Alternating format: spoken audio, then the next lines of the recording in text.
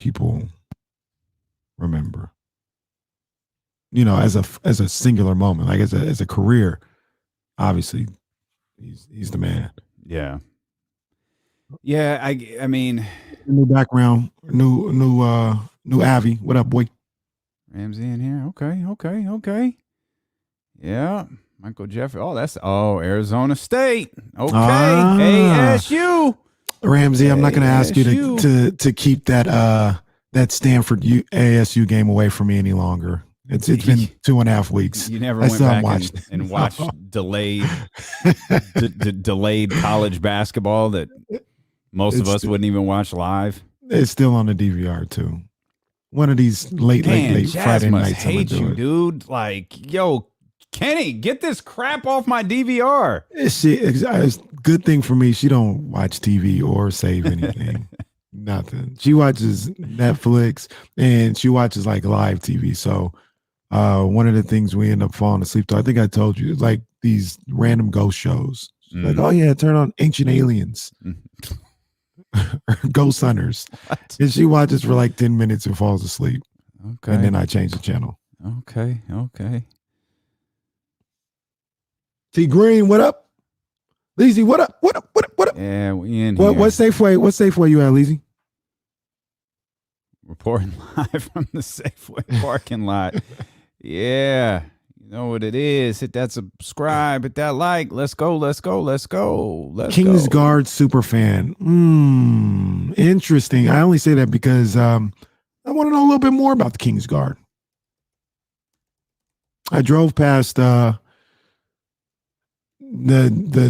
proposed new downtown today, and I think they got a parking structure going up. Okay. I don't know if that's it could be apartments, but I think it's a parking structure. I think that might be where the arena is going to start. The stadium is going to start. Okay. Hopefully. Safeway in Elk Grove. You ain't off Laguna Boulevard, are you, Leezy? All right, we in here. We got 4 hours. Gonna have to start putting that TV makeup on next week, so my head is. Look, I need to get my cucumbers, shiny. Man. Bro, hey, real talk. This is a safe spot. 2 minutes before the show, fellas. I was looking up, so I look at Tracy. I've got just the most vicious crush on Tracy Ellis Ross. Tracy's like 48 years old, and does not even remotely. Love me some Rainbow. I mean, she's flawless. I was like, she's into beauty. She's got like a hair product. I'm going to find out her skin regimen. Like, what does she do to like looks? She don't need them cucumbers. She's got something else going on under her eyes. Like, they're perfect. Them genetics though, the mom. Yeah, no doubt. The genetics, the whole thing. But she has a regimen. And okay. I looked it up and found it, and I found the products. I was like, yo, let's go. We got 4 hours on the live stream, man. I got to look cute. Bro, there was a bottle of the stuff that she puts on her face, maybe about this big. Yeah. It's $3.50. Oh my God. It's $3.50. I was like, well. Cucumbers it is. There's more than just about every pair of shoe I have. Every pair of shoe I have. It ain't gonna work. Yeah. You could go Jerry Jones. Just wait till the 4-hour show start. Danny from San Francisco is beauty tips at $2.50. Beauty tips at $2.50. 5 seconds. We going on, baby. Yes.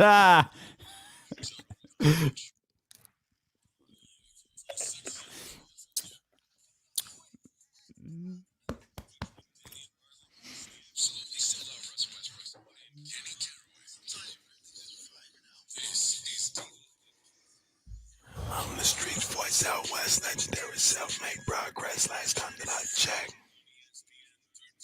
And we welcome you in here on this Wednesday edition of D-Lo and KC. I'm Damian Barling. He's Kenny Caraway. Yeah. We are thrilled that you are here with us. Show already in progress over on twitch.tv/ESPN 1320 and over on the ESPN 1320 YouTube channel. We try to find unique things to talk about before the show starts. And well, apparently we announced yesterday we were going to 4 hours. It appears we may be announcing we're going back to 2. That's not true. That's But not no, true at all, man. he hating on us trying to look good. I don't know why. Danny from San Francisco's mad because I was looking up beauty tips before the show started. Hey, don't be mad at me. Like, we got 4 hours under these lights and cameras. Like, brother, got to look nice. Man, we appreciate everybody who reached out to us on social media yesterday to show their love for the show going 4 hours, man. Honestly, I can't speak for KC. I'll just speak for myself. I didn't expect that at all. I thought it was kind of a running joke that we were going to 4 hours. Like, everybody knew it. Like, we've been talking about it long enough, even when we teased that we had an announcement and said, you're never going to guess what the announcement is. It was done tongue-in-cheek, knowing everybody knows exactly what the announcement is going to be. And the response that we got yesterday when we announced that we were moving to 12 to 4 was pretty dope. No, it's crazy. And it's funny. We didn't talk about this at all. And I wanted to take the time out to address that because, I mean, there was so much love shown for the show going to 4 hours, you know, from people, from listeners, other people in our profession, you know, up and down Northern California. I mean, it was just so much love. And it reminded me of, you know, this community, this city. Yeah. You know what I'm saying? Like, you know, we rip each other's heads off sometimes when we talk about the Kings, but everybody, at least from everything that I've seen, everybody want to see everyone else win. And when somebody does do something that's, you know, that's good and comes up a little bit, people just show unconditional love, man. And I wouldn't, like you, I wasn't really expecting that. I wasn't prepared for that. And I was just so appreciative and grateful of everybody that reached out to us for sure. Yeah, it was cool, and I don't want to single anybody out because all of them. I mean, Marshall called with a very nice message for the both of us, and I want to break kayfabe here and ruin the gimmick, but he had some very nice things to say about both of us in the show, and obviously Marshall's a big part of what we do. Deuce and Mo are a big part of what we do, and it's really, you know, the announcement, you know, the fact that we've gotten to be able to extend this show 4 hours, you know, when, you know, August 16th, a local show on this radio station didn't even exist. The fact that we've gotten one on here, you know, over the last few months, and the fact that, you know, we've already been able to go from 2 hours to 4 hours isn't an indication of anything Kenny and I are doing. It's an indication of what you guys are doing. And just know that Kenny and I and everybody associated, and Jesse and everybody, and thanks to Jesse, man. Jesse is so on top of our social media stuff during the show. He's done an absolutely tremendous job of balancing his, you know, the work that he has to do on social media while we're on the air, and the work that he does for us every day, 12 to 2, soon to be 12 to 4. So it's dope, man. We appreciate you guys. We already told him, but one of these days soon, y'all gonna hear Jesse. Jesse, just say hi, Jesse. Can you say hi? See, there we go. See, I know that feeling. Like Jesse's heart probably just raced a little bit. Like he got a little hot, started to sweat a little bit. Like that was like when Jesse's mom and dad ask, like, you know, he can tell him, like, I just made my radio debut. Yeah, what'd you say? What's up? That's what I said. Like, he's going to be able to tell his kids this story for the rest of his life. Like, Jesse's like 18 and a half years old or something. I was about to say, now, you know, we got him on the air. Now we got to treat him like the little homie that he is. And you'll hear from Jesse again in, I don't know, 5 months. 5 months. Yeah, he'll jump in with 2 more powerful words for us. It's actually one powerful word. He's just going to say it twice. He could have said, "What's good, baby?" What's good? Yep, that's it. And so the next look. So our next two orders of business, obviously, are to we know that we hear you. You want more local programming. We're working on that. It's no secret who we're trying to get in here and work with us.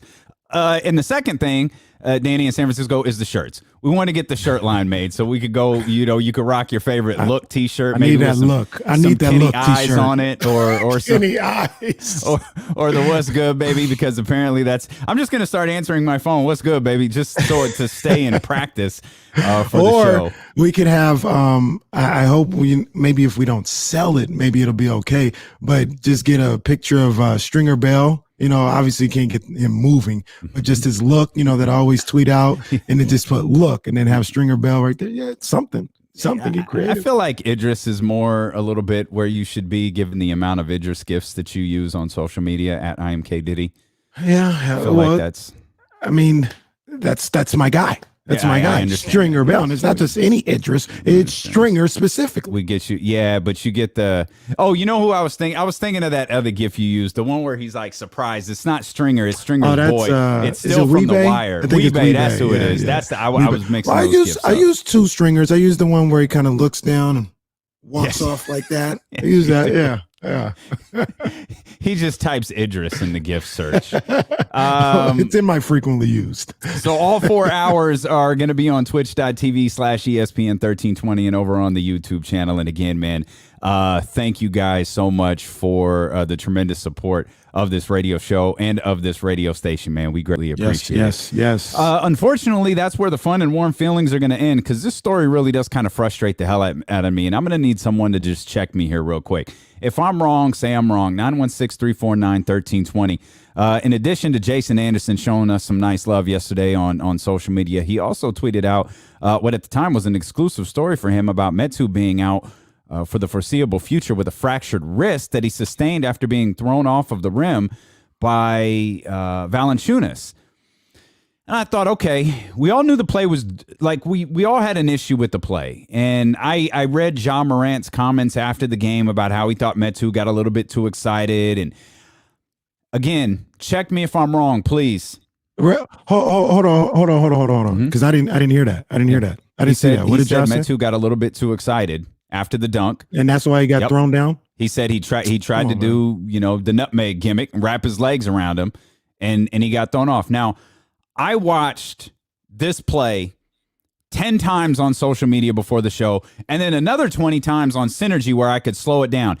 I must be the biggest idiot on the planet, because for me, you see Metu about to drop from the rim. He doesn't wrap his legs around Valanciunas. Valanciunas' arm wraps around Metu's leg, and you can see Metu put his hands up like, yo, this dude's got my leg wrapped up, and then that's when Valanciunas swings him around and throws him off the rim. I'm trying to figure out where people are rationalizing that Metu deserved a technical foul, or Metu shouldn't have done this or shouldn't have done that. He was thrown off of the rim by Valanciunas. What part am I missing? Nothing. And that's even more craziness thing that Metu got a tech on that, right? Metu got a tech and Valanciunas did not. He got like anything. An unsportsmanlike conduct, or I don't even know what the hell that is. But and then on top of that, 15-yard penalty. If we talking about right, throw the flag. If we using Ja's rhetoric or his reasoning behind it, then Valanciunas should have been really thrown off by Corey Joseph, because a couple of plays later, he definitely tried to do the same thing, and Corey Joseph, once again, had to take it. So apparently this was like Ja's big, and I'm really on like an Ja tip right now since reading that, but like apparently that was his big pep talk to Valanciunas, which we'll get into the Kings part in a second, but apparently Ja Morant gave him this big pep talk like, hey, don't worry, you'll get it back. The get back was the dunk on Corey Joseph, where he essentially did the same thing to Corey Joseph. The difference is Valanciunas could have landed. He chose not to because he wanted that moment.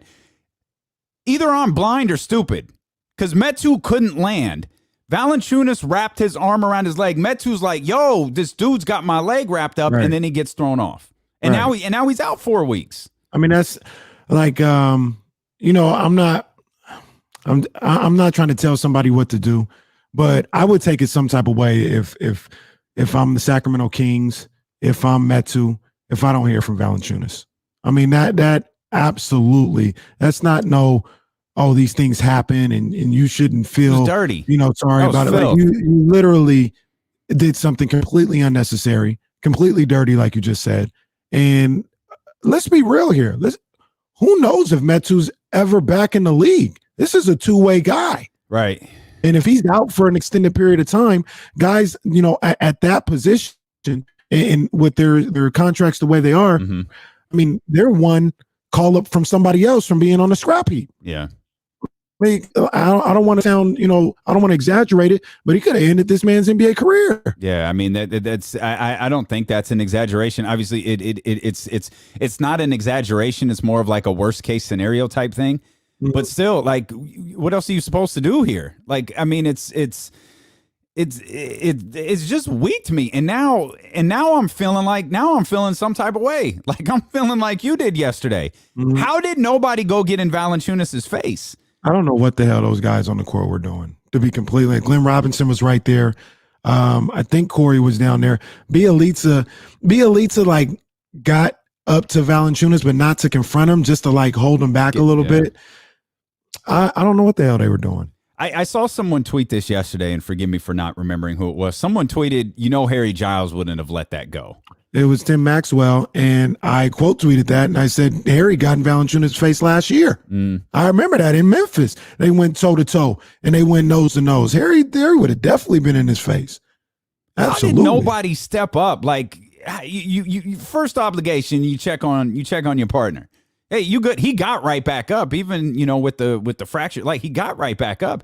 How do you not immediately turn to Valanciunas? Like, that's very much. Are we going to do this situation? Right. Like, are we about to do? I know this isn't the league for that, but are we about to do? You just threw a player off of a rim. Like Luke Walton after the game called that play.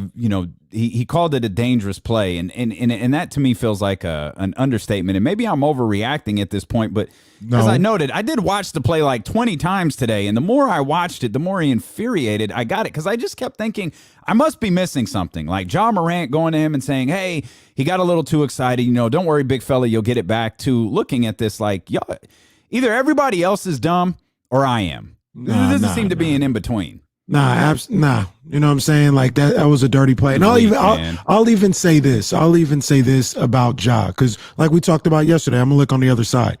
I'm not gonna expect Ja to come out and say that was a dirty play, right? But I'm not gonna also let him be like, oh yeah, well, he kind of asked for it. He was trying to nah, bro, he wasn't. Like he wasn't. Just you could even say something or a miscommunication or got caught up and I'm not sure what happened. Leave it at that. But don't put this on Metu, like Metu deserved this or asked for it or anything like that. Valanciunas is a known borderline dirty guy in this league. He's a rough guy. I'm not going to put dirty on him. Maybe I shouldn't say that. He's a very rough guy. And I mentioned it yesterday, and I'm not going back on it. He's in a lot of ways, he's the kind of guy the Kings need, but they don't need nothing like that. What if Hassan did that to Ja? Oh my God. Come on, bro. Ja hanging on the rim, Hassan throws him off. Like, think you about already that know how that's going to be viewed. Exactly. Like we'll talk more about this. We'll get off of this and talk about the Kings, what the Kings need to do. I mean, they don't play tonight. They got the Miami Heat coming up. They've got a 5-game road trip on the way. They've got another back-to-back this weekend. There's plenty more to talk about as D'Lo and KC continue here on Sacramento's #1 sports station, ESPN 1320. Man, the more I watched that this morning, the more infuriated I got by it. Yeah, man, that was trash. That was absolutely trash. Let me look at it while we here too. I can't believe Danny from San Francisco didn't like our beauty tips. Whatever, man. Well, Danny, heartbreak kid. Sorry, Danny. No lie. Sorry, Danny. We need help sometimes, unlike you. Yeah. Just a natural heartbreak kid. Look at that face. Come on. Look at that. Just the natural heartbreak kid. I'm sorry. He's got the looks that drive the girls wild.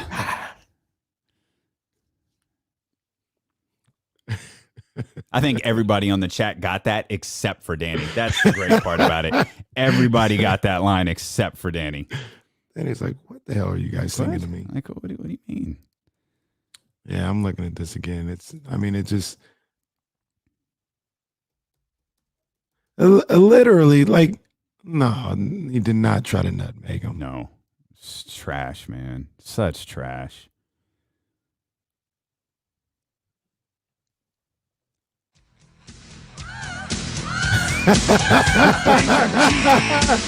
I know I'm sexy.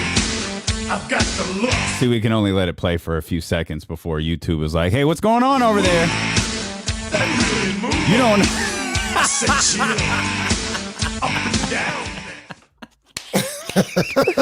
Oh, man, that's fantastic. That is just fantastic. A sexy boy. I'm not your boy toy. Yeah, that's arguably the greatest theme music in history. I would agree. Arguably I the would greatest agree. Rich is wilding out. He's boycotting barbecue now. He says he won't use FedEx since they're based out of. We shouldn't listen to Moneybagg Yo either. I can't play Said Something. We're canceling Justin Timberlake too. He's from Memphis. We're canceling all of it. I'm still wearing my pennies though. Sorry guys. Sorry guys. Still wearing my pennies. Yeah, our man Ben is listening. He shot us that Kobe Bryant talking to Dwight Howard gif where he says soft. Oh yeah. He said it wasn't a dirty play because it wasn't a play. It was just dirty AF period. And the Kings didn't do anything, paraphrasing, because this is a company Twitch account. Yes. And then the Kobe gif is attached to that. Soft. Let me go back. Hold on while I'm here. Let me see. Let me get exactly. Oh, here I am. I'm watching myself on here. How did I get on here? I've got the looks that drives the girls wild. I'm with this. Graceland sucks. Cancer. I mean, Graceland does kind of suck, to be honest with you. Like, Never been to Graceland. Never really understood Elvis.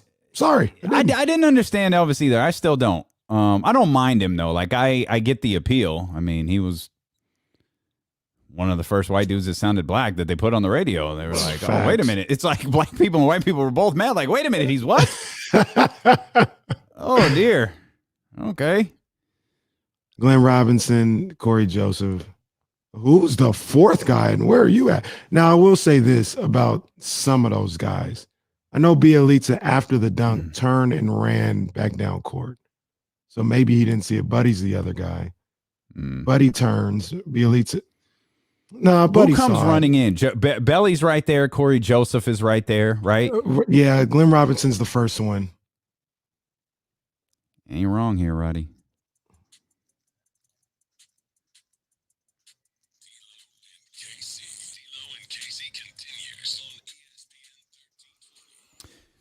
We've decided here on the Twitch and YouTube chat, we're just going to boycott all things Memphis to really show them who's boss. Yeah.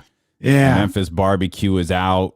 Gone. Can't use FedEx anymore because they're based out of Memphis. Moneybagg Yo, we're not listening to you right now. Justin Timberlake's canceled for like the second time in a week. Like, Facts. We're all out. Like we're all out on Memphis, all because of Valanciunas. But I'm still wearing my penny twos. I can't cancel penny. I can't. Can we rationalize that by making that Orlando penny rather than Memphis? There we go. Penny? There we go. I got you, buddy. I got my you. Mans. I got you. You can't. There's always a way around it. There's always a way around. I wasn't listening to R. Kelly. It just popped up on my playlist. What do you mean? What do you mean? We canceled that. I only watch the Cosby Show when no one else is around. A Different World doesn't count, right? No, it does not count. That doesn't count. I definitely watched 3 episodes this weekend. Jasmine Guy, my goodness. Sometimes we say we cancel stuff, and it just means we watch it alone or we listen to it alone. That's all it means. Let me tell you a real quick Memphis story. I know we'll get to it. I remember when we was canceling H&M, and yep. And after about 6 months, I was in the mall and I was like, I'm gonna just go into H&M. I went into H&M. It looked like the Million Man March in there. I said, why didn't y'all tell me we could come back here? Why didn't y'all tell me? I've been boycotting and y'all been in there the whole time. We get really selective when we cancel stuff. Like, I remember when those brothers were arrested at Starbucks. I didn't hear too many people screaming to cancel Starbucks. They're like, that's a bit too inconvenient. Like, we might, hey, let's hear them out, bro. Like, let's find out what this is all about. Or the other one where they're like, man, we're canceling Gucci. I wasn't buying Gucci anyway. Like, you can't cancel it's not something. my price range. You can't cancel something you can't afford. Why don't you go and cancel a Porsche too? Like, yo, this Lamborghini is canceled. Like, yeah, we quick to cancel stuff we can't afford. Oh man. So with that said, the Memphis Grizzlies are canceled in the heart of all Sacramento Kings fans. That was trash, man. That was trash. So and I got to hear from Valanciunas. Yeah. No, it was trash, and it gets worse every time you look at it. I mean, There's no attempt to nutmeg going on. And then the Kings that were there, I mean, it was Glenn Robinson first, Corey Joseph next. Bielitsa, I'm going to stall him out just a little bit because after the dunk, he turns and runs down the floor. So maybe, he didn't see exactly what happened. Buddy Hield was out there too. I feel like he saw what happened. And I'm in Valanciunas' face. And I'm not trying to be like, oh, big bad dude or nothing like that. But I'm like, yo, what's up, bro? What's up? Like, we talking, they going to have to separate us. I'm not saying I'm throwing no punches, nothing like that, but I'm in his face, man. It's so weak, man. It's so weak and it's so frustrating. And I genuinely feel bad for Metu. He had a role on this team. No, it wasn't a big one. It didn't really matter. Like, you mentioned this a moment ago, and I thought it was spot on. Honestly, it was something I hadn't even thought about. Like, this is a two-way player. You don't really know what his role is going to be when we gets back. Like, we had just heard last week, we don't know what Daquan Jeffries' role is going to be back. This isn't our words. These are Luke Walton's words. It's like, hey, we've got a good rhythm going here. We've established we've established a rotation, and we're excited to have Daquan back. He's just gotten on the floor, and, we'll see what he's able to do.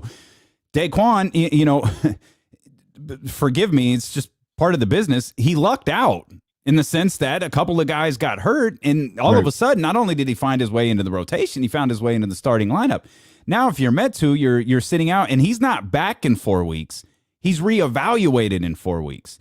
Man. So this and it's good that we've got the All-Star game in here. That builds him a little extra time, but by the time if he gets reevaluated, he gets the thumbs up. Like, maybe, and I'm certain this is what we're all hoping, maybe the Kings have established their rotation. Hell, we'll be around February 17th, so we'll be around trade deadline at this time as well. So who knows what other players have come and put on Sacramento Kings uniforms. So I don't know, man. That was a great point that I think you brought up, though, about the caliber of player this is, and then we just said, okay, if it's Hassan Whiteside, exact same gesture to Ja Morant, it's getting an entirely different response from the national media. Come on, man. Yeah, they out here, they love Ja, and I hate that I got to say it this way because I like Ja.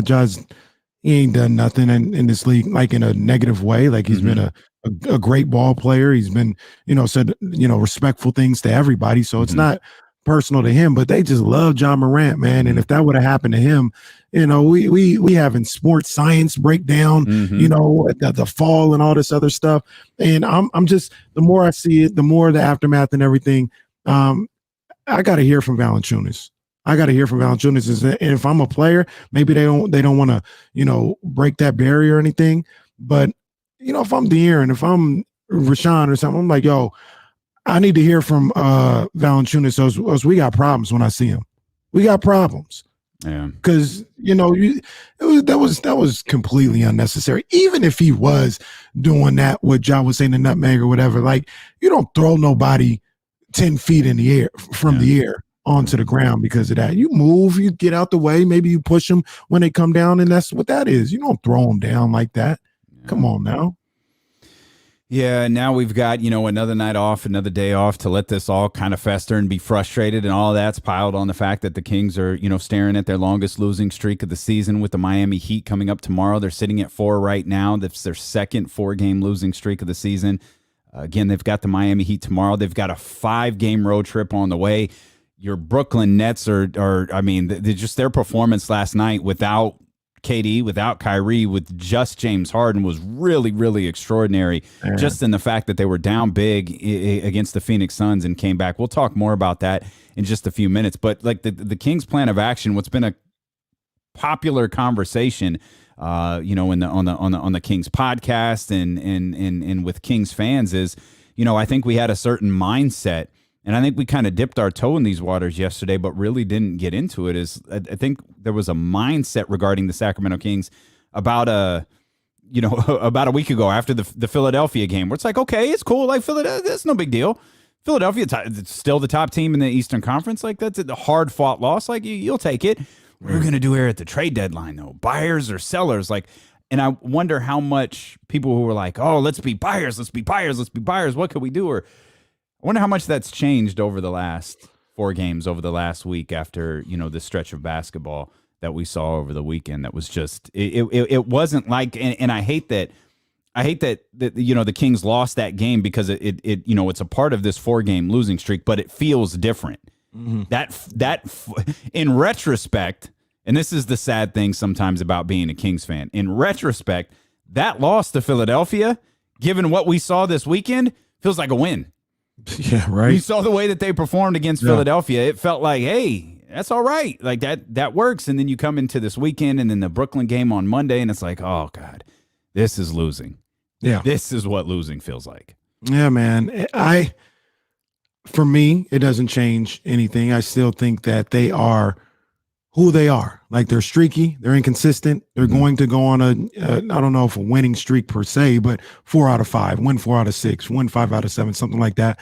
They'll do that again, and they'll be around 500, maybe a little below at the end of the day. So when you talk about buyers or sellers, I think they should be sellers, but not like it's a weird thing that the guys that they should sell on, the Bielitsas, the Corey Josephs, they sell to improve their team, so to speak. So you're gonna, for a Corey Joseph, maybe you get a second round pick, and I'm just throwing a bench guy out there, and Austin Rivers. You know what I'm saying? I think Austin Rivers would help this team more than Corey Joseph does. So that's a low level guy. You're not necessarily buying per se. You're selling off the contract and all this other stuff. But I think what you could get back for a Jabari Parker, a Bielitsa, or a Corey Joseph could help your team this year. So I agree. I know you and I both talked to the Heartbreak Kid, Brendan Nunez, yesterday for the King's Pulse podcast. We encourage everybody to listen to that. He did I think he called it Checking the Pulse. I thought it was a really cool idea. Yeah, it was cool. And he just had different people, different Kings fans, different media people just talking about some of these different scenarios. And he one of the questions he asked was about being a buyer and a seller, or a buyer or a seller as the trade deadline approaches. And I thought I gave the cheapest answer, but it was similar to what you said in that I think you could actually be both. You could sell off some assets, bring some back, and it still wind up doing what you wanted to do. Like we were talking about Andre Drummond yesterday.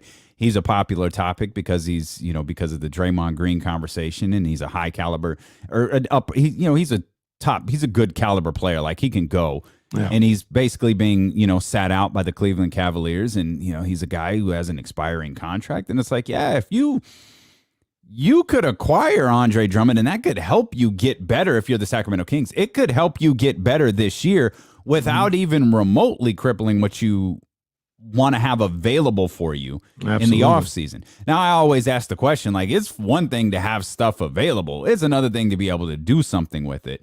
But you brought up the great point yesterday in that when you have that money available, maybe it's not necessarily, because sometimes we associate it with signing a free agent. Maybe it's not necessarily signing a free agent, but maybe it's acquiring a player who's disgruntled in a certain place. Like, it would be the Buddy Hield of a different roster. You know what I mean? Right. Finding someone who, that's not really working out with that team, but they got a few years left on their deal. You could bring them in believing that they would help your organization. Yeah. Yeah. And being able to have that flexibility, you I say this all the time with Sacramento, with the Kings.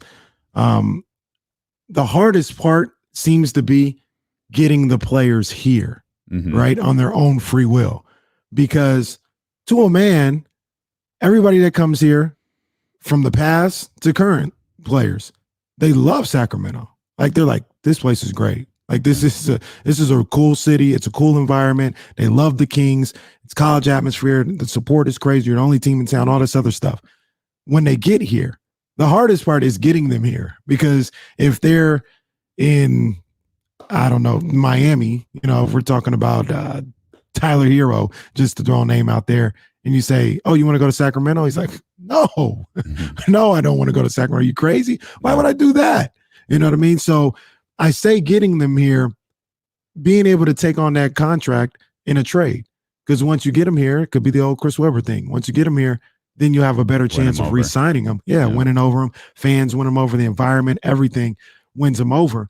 And you got to have the ability to be able to do that with your salary cap situation. So, I mean, flexibility. Yeah, flexibility was a term that Monty McNair used during one of the rare times that he has spoken to the media. If you want to get in and be a part of this conversation, of course, we'd love to hear from you. As always, 916-349-1320 at DLoWinKC on Twitter, at ESPN 1320 on Twitter as well. You can also connect with us if you want to watch the show on twitch.tv/ESPN 1320 and on the ESPN 1320 YouTube channel. You can communicate right there in the chat room. That has become a huge part of the show that we do here each day, not just in the visual portion, but it is an immediate reaction to the conversation. It's kind of like, some radio listeners have been conditioned to text lines. This is our version of the text line. It's an immediate reaction to what we're doing right here and on the chat. So if you want to do that, again, that's twitch.tv/ESPN1320 and the ESPN 1320 YouTube channel as well. I know you have your eyes, because you have two of them. You have your eyes on a couple of Kings players that they should be looking at, or a couple of potential Kings players. Yeah, potential Kings players. And I'm throwing some stuff out there. Just like last week, I threw out there Jared Jack. I know my people in the chat were letting me know the Ignite we're on right now. Best believe my TV is on ESPN2 in this home studio right now. Ignite getting smacked around by the Blackhawks right now. Yeah, Blackhawks. Sounds Bayhawks. like an XFL. It sounds like you're watching an XFL matchup. The Blackhawks versus the Ignite. The Bayhawks. XFL. I don't know where the Bayhawks are from. Maybe it's Chicago's team or whatever. But anyway, I had been talking about Jared Jack. And I said, well, I've seen Jared Jack do some really good things with the Ignite and in his, 4 or 5 games in the G League. Why can't he play 10 minutes for the Sacramento Kings? I'm not asking him to be 6th man of the year, to carry a whole lot of weight, but this team is so thin with their roster. Why can't somebody like Jared Jack come in and give you 10 minutes a night? And if he's hitting, keep him out there, whatever, play it by ear. Mm-hmm. So there's him. And then there was 2 names that I heard this morning there was one name, and then it reminded me of another name. One would be Joe Johnson. Joe Johnson, I believe, came off the bench when he was in Utah. Wasn't he a former Kings legend? He might be. Didn't the Kings acquire Joe Johnson in a trade? He did. Actually, they did. What trade was that? I don't remember, but I have this vague recollection of a Joe Johnson Sacramento Kings graphic. I do remember him. I'm on the chat line. The prodigal son has returned. Joe Johnson. Do you want to sign anyone under the age of 56? Well, the next person I bring, he might be 55, but Joe Johnson is one. Okay. Jamal Crawford. Okay, I'll take Jamal Crawford any day. Like, just for the locker room purposes, I'll take Jamal all day. Locker room, and I mean, if you talk to people in Seattle, I mean, they still say in the pro-ams and stuff like that, he's getting buckets. Like, he can still score. But I talk about those 3 guys specifically, because I think those guys are realistic. Like kind of how like the Kings got Corey Brewer last year. You know what I'm saying? A guy like that. Why not? Why not? You're not trading no assets. Your bench is completely depleted. You're starved of any type of scoring and playmaking ability for your bench. What's the issue with taking a look at either one of those 3 guys? Well, okay, but like, why does Jamal go, okay, yeah, Sacramento, let's go? It might be his only offer, and if he wants to play, he'd do it. Explain Joe Johnson to me a little bit further. That's the one. Like Jared Jack, I'll go along with that. Why not? Jamal Crawford, I'd take him. I'd take him in a heartbeat. But I need you to explain Joe Johnson a little bit further. They need some scoring punch off the bench. Like their offense goes to die when they have to come out. And then another thing about that is they can't do that because their offense goes to die. So Fox and all these other guys are playing really big minutes. I like that. Yeah. But I didn't say I necessarily wanted them to average 40 minutes a night. Yeah. You know what I'm saying? So there has to be some times when they can go to their bench and not fall off a cliff offensively. And Joe Johnson, 10, 15 minutes a night. See what maybe he won't want to do that because Joe Johnson, is a little closer to being in this league. I think he played last season. Maybe Joe wants to go 37. He wants to be like a contributor on the Lakers. Yeah. Like he wants to start for the Lakers or the Clippers. And I can understand. Hell, I mean, I know. I think we talked about this, and I know people might think it's wishful thinking. I don't know why IT hasn't been brought in here. I mean, at this point with the Kings, you got to get creative, and you can't be above anything. You can't be above at least bringing in a Jamal Crawford for a workout, bringing in an Isaiah Thomas for a workout, because your bench is just it's non-existent. It's not going to get it done. It's just not. Okay. Let's get back to that. 916-349-1320. I want to get Chris in here right now. Chris been waiting patiently. Chris, what's good, man? Hey, what's going on, fellas? What up, Chris? Man, to me, especially with this whole Metu thing, the thing we're obviously lacking is toughness. And what this roster reminds me of is the year that we finally traded Peja. We brought in Ron in mid-season, and because we were a decent team then. But Ron he brought in that toughness. He brought in that swagger that we obviously do not have right now. And I believe we snuck into the playoffs that year. Mm-hmm. And then we were a decent team for the next 3 or 4 years. Now, I don't know who's out there that can do that, but it's obviously that's what we're lacking. I hate to call it soft, but say it, Chris. Just say it. We're soft. You're right. Soft. I mean, there's no guy that's going to get up there and punch you in the mouth. If you take a hit on the air in or you put someone on their behind, there's no one that's going to get up there and punch you in the mouth, throw you to the ground. So, I don't know who's out there, but I believe that toughness is that we're lacking to maybe get us over the hump a little bit and put us in that next tier where we're right there to sneak into the playoffs. Okay. Thanks, Chris. Yeah, we appreciate you, baby man. Thank you so much. 916-349-1320 if you want to get in on these phone lines. Yeah, and Chris, you don't, and no one does. Soft is an okay word to use. It's been used regularly between the hours of 12 and 2 here on ESPN 1320. Yeah, that's what they're looking like. If they don't like it, don't let your man get thrown down to the ground hanging off the rim, and you guys sit and let it happen. There's that. Yeah, there's definitely that. Your approach though with bringing in guys like Isaiah, those are Band-Aids for the year, and I don't imagine that there's anything. And I guess it goes back to us trying to get inside the mind of Monty McNair in this front office and what their expectations are and what their long-term plan is. I don't know that they had, we want to believe, and this is us as fans, we want to believe that there was a plan if the Kings were bad, and then it's suddenly hey, not so bad. And then you look around and you go, holy hell, this conference stinks right now.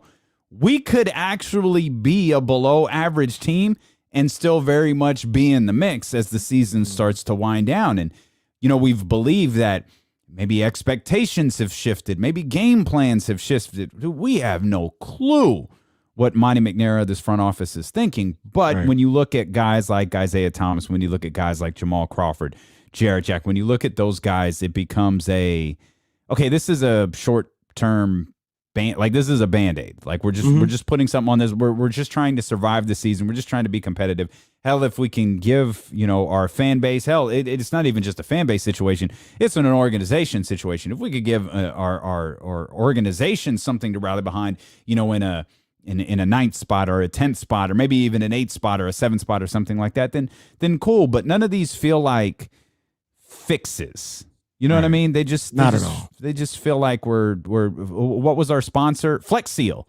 It feels like Flex Seal, we're throwing Flex Seal on the boat just so we can get back to shore. Nah, that's all it is. That's all it is, because you need something right now that'll get you through the season, and then in the off season you can plan accordingly. You can go out there and really look for guys that maybe you signed to a 2-3 year deal to come off your bench. But right now, you've got to figure out something.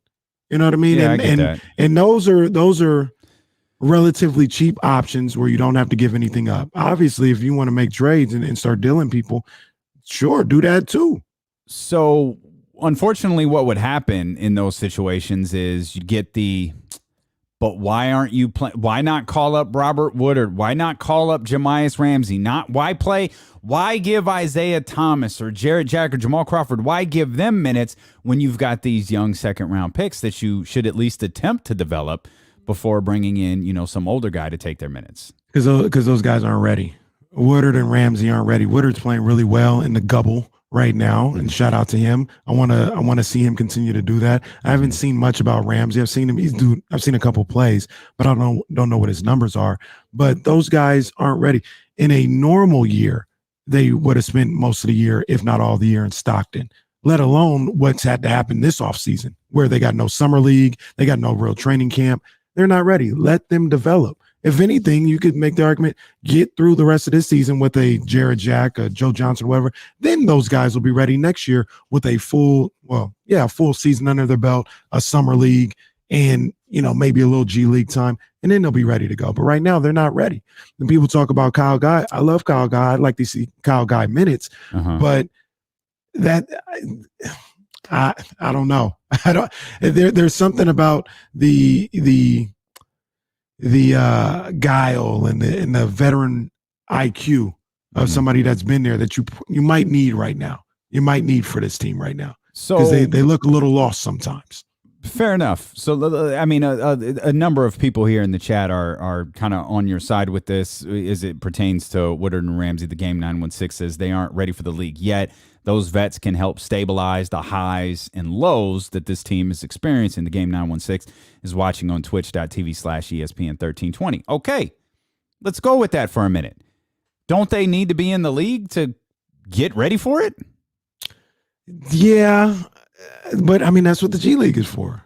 The G League is a league-like experience so they can learn some things in their transition to the regular league. Is a little smoother, a smoother transition. They haven't had that. They hadn't had that. Hell, even the summer league is a buffer for a smoother transition into the league. They didn't get anything.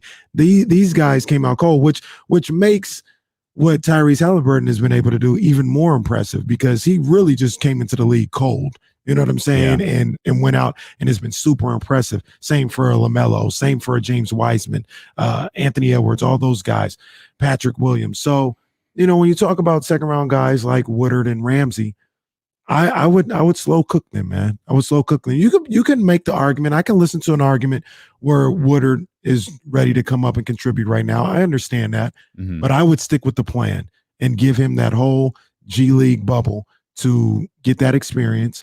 I don't know when that's over and when you can bring him back, but then maybe he's good to finish out the season and to give him a summer league and training camp and all that other stuff. Okay. 916-349-1320 if you want to get in here on the phone conversations. A lot more we've got to talk about here, including on this date, a couple of birthdays for some sports legends and an NBA milestone we haven't seen since 1994. We've gotten close. Wow. But we haven't seen it. We'll share what that is as D'Lo and KC continue here on Sacramento's #1 sports station, ESPN 1320. That's my bad. I didn't even see Kyron was waiting, man. I missed that one, so that's my bad. We'll get him right. He's never called in before, man, but I know he listens a lot. So, Kai, we got you, baby. Yes, I don't know if you're watching, man, but we got you. That's legit. that's real talk. That's got to be Deuce. Don't be a jackass, Deuce. It's got to be. It's got to be Deuce. They have a really good interview with Mark Jackson, by the way. Mark Jackson. I was about to say Mark Jackson. That would have been a hell of a pool, I missed guy. that one. Yeah, that would have been Mark Jones. No, they got our guy Mark Jones available on the Deuce and Mo podcast, man. So go check that out at 2:00 or later. In case Danny in San Francisco still listen, check that out later, after later. Hours. That's good stuff. Yeah, good stuff. Or play there. two things at once. You could do that. You could. Yeah, you could. Oh, Kyron, we missed you, man. Gosh darn it. Absolutely. That's real talk. Marcus Smart. That's real talk. What if the Celtics want Buddy? What you think, Jesse? Would you guys take Buddy for Marcus Smart? No. No. Just a simple no. No chance. That's what you got. Let me ask this to Kings fans, to Jesse, to Damian. I don't want to do it, but there you go, Will. There you go. Oh, yeah. Would you trade Barnes for Smart? Yes, I think that I would. That would make you super small. See, what you part get of the problem, toughness in Marcus Smart. Yeah. His incredibly high basketball IQ. Part of the problem with trading sure you don't Harrison want Buddy? Barnes. What else you want with Buddy? Yeah. What can we intrigue you? What can we sweeten the deal with?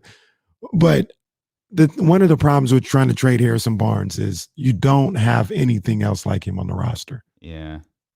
And I know people might want to tank or whatever. But I mean, even if you trade him and then you draft his replacement, you're still going to ask a 19-year-old guy to play the role of Harrison Barnes. Marcus is a bargain. He's 13.8 next year. Then he just signed about a year ago. Signed it, 2018. Yep, 2018-19. Yeah, so he's got this year at 12 and next year at 13.8. He's an unrestricted free agent in 2022. Yeah, they need it. I can't imagine though that Boston would part with Marcus Smart. I think they're ready. Yeah, it's not something I see happening. This seems fair. This definitely seems fair. Bang! Belly for Smart. Let's go. Yeah. I wonder what who would want Belly right now. I don't mean that in a disrespectful way, but who would he fit right now? I mean, I'm sure I mean, he'd probably work in Philly, to be honest. Stretch the floor a little bit, create some space, hit threes. Like I think coming off the bench, Philly. Yeah. There's some places he might be able to fit in. Would he fit in Milwaukee? Are the Kings in Milwaukee banned from trading with each other? They owe us. Is that a secret ban? Yeah, that's real talk. You gotta give us Dante and Middleton for Belly. You owe us. Yeah, that's serious. Kyron, man, I'm sorry we missed you, bro. That's my bad, man. I get back to us as soon as you can. Yeah, I've never called man. before. I'm mad. I missed that. I'll let us, big dog. Yeah, man. Comic book superhero. We're coming back.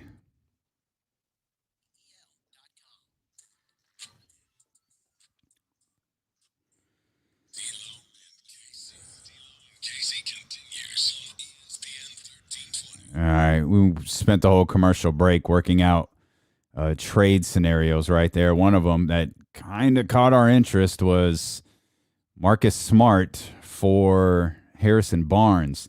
The money actually doesn't match up, as Marcus Smart is just a massive bargain. They would need to give us more. At 12.9 this year and 13.8 next year. Yeah, so you're right. Technically, they would have to give us more, but that is a compelling one that I just can't imagine Brad Stevens or Danny Ainge or anybody in the Boston Celtics organization will remotely entertain. I think Marcus Smart he doesn't get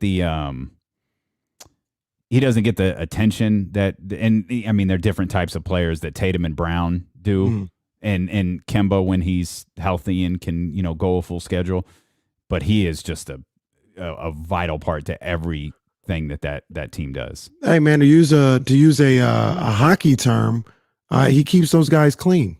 Whether it's what he does on the defensive end, making sure they get the rock, making sure nobody takes any shots at them guys, he keeps them clean. That's what a hockey goon does. And I think Marcus Smart is a better player than just the goon, but he keeps those guys clean so they can do whatever they need to do. 916-349-1320. We got Javier. Let's get Javier in here with us. What's going on, man? How you guys doing today? We good, man.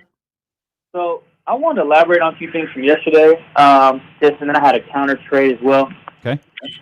We had stated that you're saying Lonzo Ball is a rental and David Riddick is a rental. You were before. I know this that obviously with the value of Lonzo Ball as a great perimeter defender, a great ball handler, and a playmaker that we haven't had since Donovan, and a top 5 passer in the league. Statistically, we have the qualifying offer option if he does get traded here. So to say it's a rental, I didn't presume it as a rental. I said we're going to have him to be our backup point guard for the foreseeable future by offering the qualifying offer. And secondly, Lonzo Ball with Redick would provide the perimeter shooting we need from the perimeter, because outside of Buddy Hield on this roster, we haven't had a good perimeter shooter that's consistent since Bogdanovich departed to Atlanta.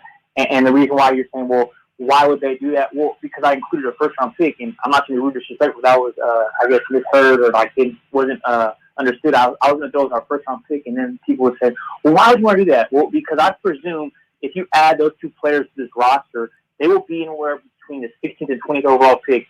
And my estimation and my basketball acumen tells me that pick is not going to be worth more to me than Alonzo Ball as our backup point guard. And granted, Redick is a rental, but I'm trying to change the culture in Sacramento. And to say trading Buddy Hield for Knox, and I think the guard that Phil Jackson had as the last pick, I can't pronounce his name. I think it's Frank and a second round pick. whatever. They're not worth anything compared to the best 3-point shooter in the Western Conference outside of Steph. He's a top 3, not top 5 3-point shooter. To say, well, he's hit his prime or he's hit his ceiling or to restart. Well, restart for what? Like Buddy Hield and Harrison Barnes or Rashawn Holmes are going to look at the Kings as you're going to let us go and look at De'Aaron and tell him that 24-year-old, we're going to restart and bet on players that are not proven. That's just not going to work in any estimation. And to say that's just not going to be something that's going to pay dividends. Like the draft capital is not worth what you can get to change the image around the league of what the Kings are perceived as. And if you let me just chime in my last trade proposal, it might be a stretch, but if I were the Sacramento Kings and they want to get rid from Buddy Hield, I would offer the 76ers, Buddy Hield, Nemanja Bjelica for the interest they have in them, Marvin Bagley, our first-round pick, and our second-round pick for Tobias Harris and Thibault. And that's just a big mega deal because I'm not in the business of trading assets for picks that have not saying value, but have proved to deem that picks can bust more likely than not, especially in this franchise, and to say we're going to trade these picks for future assets and free agency availability with, salary cap and, having flexibility. Cool free agents come to Sacramento. You know what I mean? Like, we need to be cognizant of that. So even having the draft capital, it doesn't matter. I'm throwing that trade sheet, guys, because Tobias would be somebody we want Baggy to aspire to one day to really help us make the push. They get out of Buddy his contract. Thibault's the defender we need. And Bjelica is expiring. Philadelphia gets both picks. They get 2 players, and they get Baggy's upside with, like I said, a Buddy Hield. They need a perimeter as well as Bjelica, and they get 2 draft picks. Great perimeter shooting. That's my points on those 2 notions. I just want to hear you guys' thoughts. But, again, please consider what I said about Lonzo and Redick with that pick because it will help us not just now, but in the future. No, I'm with you. We appreciate you. There's a lot to dissect there. There's a lot, including I think he hipped me on something. Either he was wrong or this was something I didn't know. We'll get to Javi. We'll get to everything that you just said. But Rick's been waiting patiently as well. I want to make sure we get to him. What's going on, Rick? Hey guys, thank you for taking my phone call. Hey, I'm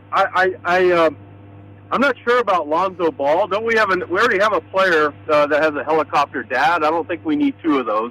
Also, I think we have a solid core, a solid foundation, but I don't think there's a fit here with. I don't think Buddy, and I don't think.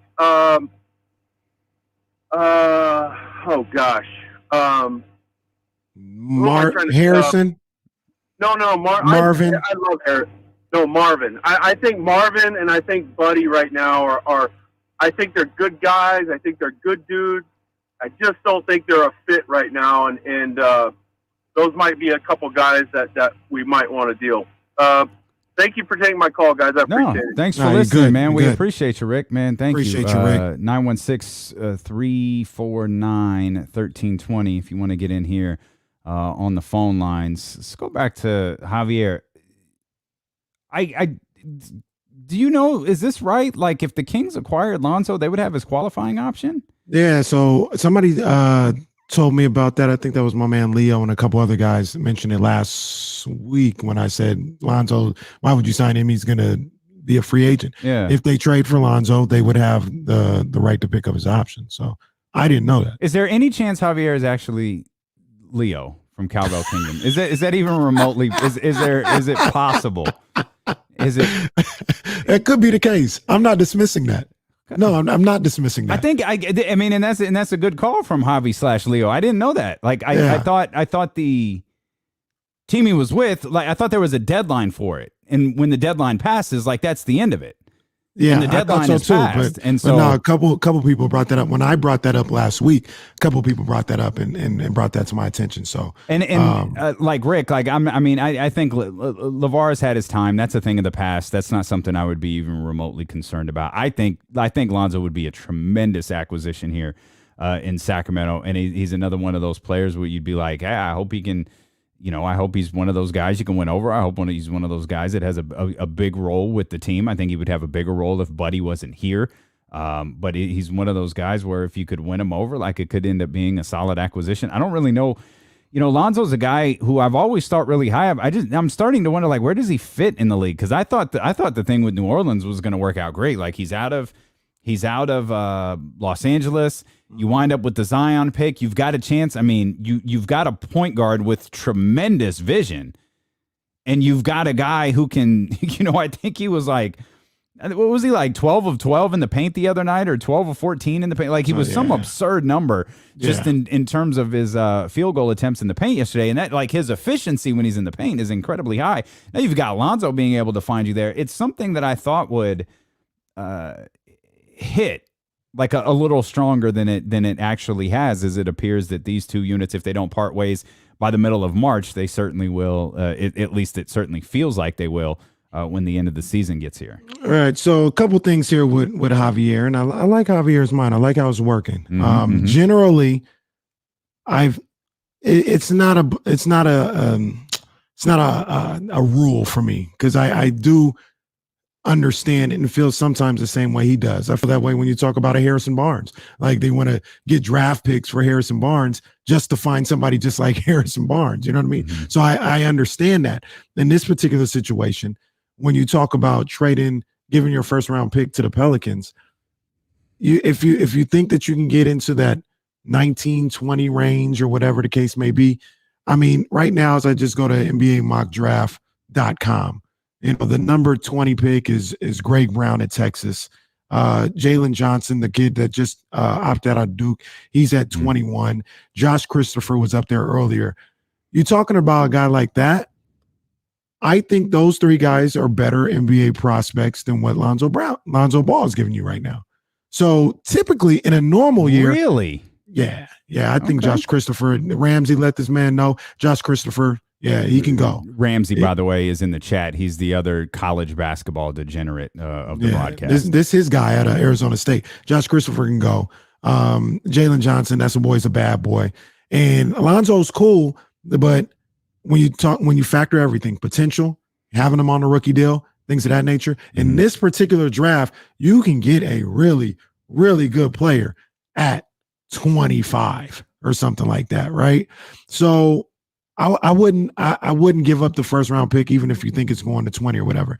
Then the other aspect, which is always, what I talk about when you're talking about trades, why would New Orleans do this? Now, I know you're saying we're giving them a first round pick. That's cool, but you're talking to a team in New Orleans that has like 90 first round picks. What they want another first round pick for? You know what I'm saying? Just to bring back Corey Joseph and Bielitsa. Plus, you're looking at New Orleans, who beat the hell out of Memphis last night. They're 12-15, and they're probably looking at like, we ain't selling Lonzo. We ain't selling JJ. I don't know if JJ's playing right now, though. That's the other thing about that. I vaguely remember JJ not really getting run right now. I think so JJ played last night. I could be wrong. Maybe he's back into the rotation. I think he had a streak of free throws that I think was broken last night, right after. I could totally be making this up because I kind of had the game on in the background, but I swear Ian Eagle brought up the free throw streak that JJ Redick was on, and then he missed the next free throw. It was like 30 something in a row. I mean, if he wound up missing it. He played 19 minutes last night, and he missed the free throw. Yeah, if he's back in the rotation, that's cool. I just remember for a while, I know, especially like the last time the Kings Pelicans played, JJ didn't play. So he's on that Buddy Hield plan. He was 2 of 6 from the field, 2 of 6 from 3-point range. He's on that Buddy Hield percentage of field goals where he's got one job, and it's to be back there and jack up threes. Yeah, man. And if JJ gets traded to Sacramento, he could be on that Jason Terry, that Joe Johnson situation where he's like, all right, well, let's buy me out. Let's move on to, the next trade that you guys are going to make. So I like the idea. In this particular draft, though, I do not like trading first round picks. This draft is too deep. Jalen Johnson out of Duke, who, like I mentioned, is now down there in the 20s. This was a top 7 guy at the beginning of the college basketball season. And it's hard to judge, he just fell off or whatever, because this year is wacky. It's wacky with college basketball. So I take my chances with some of these guys in the first round this year. Pelicans put up 144 points last night. Bruh, that game got out of control quick. Yeah. Like I didn't watch it. I was planning to watch it, then something happened at the house, and it was like a 4 or 5 point game in the third quarter. And I missed the rest of the game, and I checked the score, and I was like, they beat them by what? Yeah. They put up 100 and what? Yeah. beat the hell out of them. That one got out of control. Yeah, Zion was 13 of 16 last night. He got going. 144, by the way. It's the second most points the Pelicans have scored in franchise history. Their first most was 149. October 19, 2018 versus your Sacramento Kings. If I remember correctly, the Kings scored like 130 in that game. It was like 149 to 130, 149 to 129. It was something absurd like that. 2018. That 2018. was so. That's before the magical year of the magical season, right? That was the year before that. No, it was that year, right? 18 was the into same 19, year? 19 to 20 was Luke's first year. Yeah, so that was the Dave Yeager year. Damn, what game was that? I should remember that. I mean, October. It was early in the season. Wow, early. Yeah, Zion. Yeah, Zion was special last night. I do remember that game. I think it was like the second game of the season. Yeah, it was early. I think I remember that. It was super early. You're listening to D'Lo and KC on KIFM, West Sacramento, KRXQ, HD2 Sacramento, or radio.com sports station. And driven by last year's Elk Grove Dodge. He's Kenny Caraway. I'm Damian Barling. We're thrilled that you're here with us on the radio.com app on ESPN 1320. We're thrilled that you're here with us on twitch.tv/ESPN 1320 if you want to watch along with the show, or you can head over to the ESPN 1320 YouTube channel and watch along there. If you're on YouTube, hit the thumbs up and subscribe button. If you're on Twitch, make sure you're following us. Hit the follow, hit the heart, do all of that good stuff. Even share the video. Let all your friends know that you're watching D'Lo and KC for one of the final times here, just for 2 hours. Yeah. Told you these are going to be these shows. They're collector's items. You're going to cherish these memories when 3:30 rolls around and you're like, dear God, are these two done talking yet? What are they arguing about now at 3:45? And next Friday's show will be awesome because we'll go right from D'Lo and KC into courtside with D'Lo and KC at 4 o'clock. So you'll get 5 straight hours. We are very narcissistic here. We just name everything after ourselves. Yeah. D'Lo and KC, and then courtside with D'Lo and KC. Got game day with D'Lo and KC. Beauty tips with D'Lo and KC before today's show started. We got wrestling with D'Lo and KC.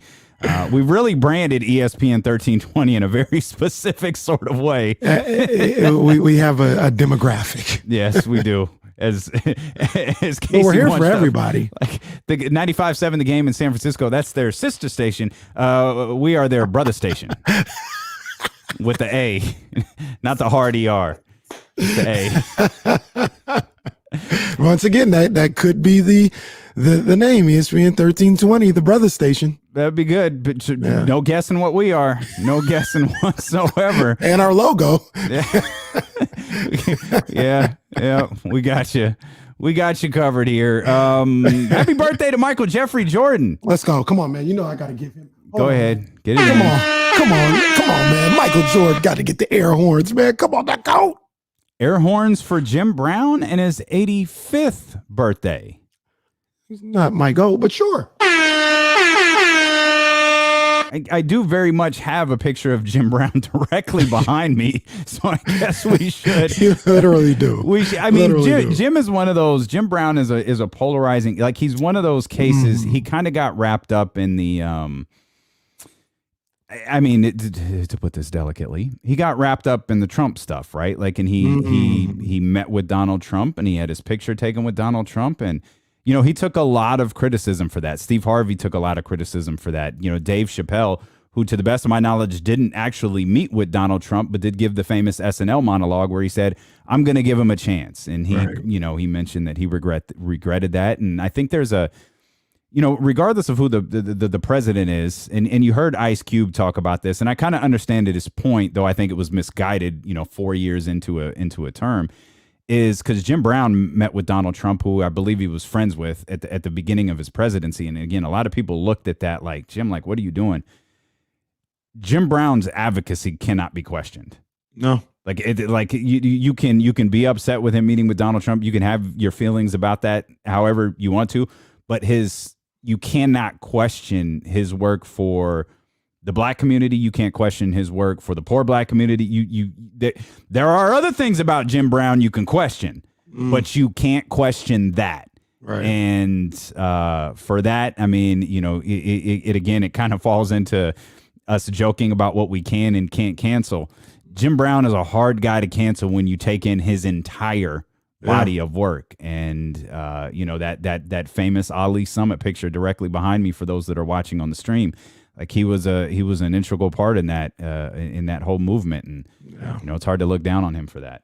Absolutely, man. And I haven't even dove into Jim Brown the way maybe I should or what I want to, but I just, the surface stuff. And you're right, he is polarizing. There are a lot of there are two sides to the Jim Brown story, and some are great, some are not so great.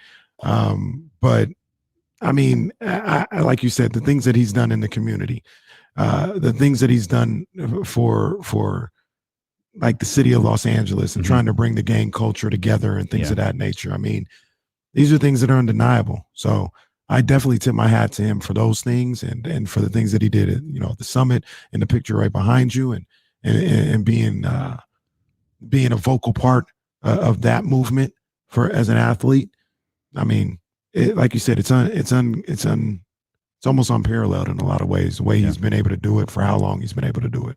And he was doing it in the 60s. And if you haven't seen One Night in Miami yet on Amazon Prime, I strongly suggest that you watch that. Jim Brown, he's a central character in that, as is Muhammad Ali, Sam Cooke, and who am I missing?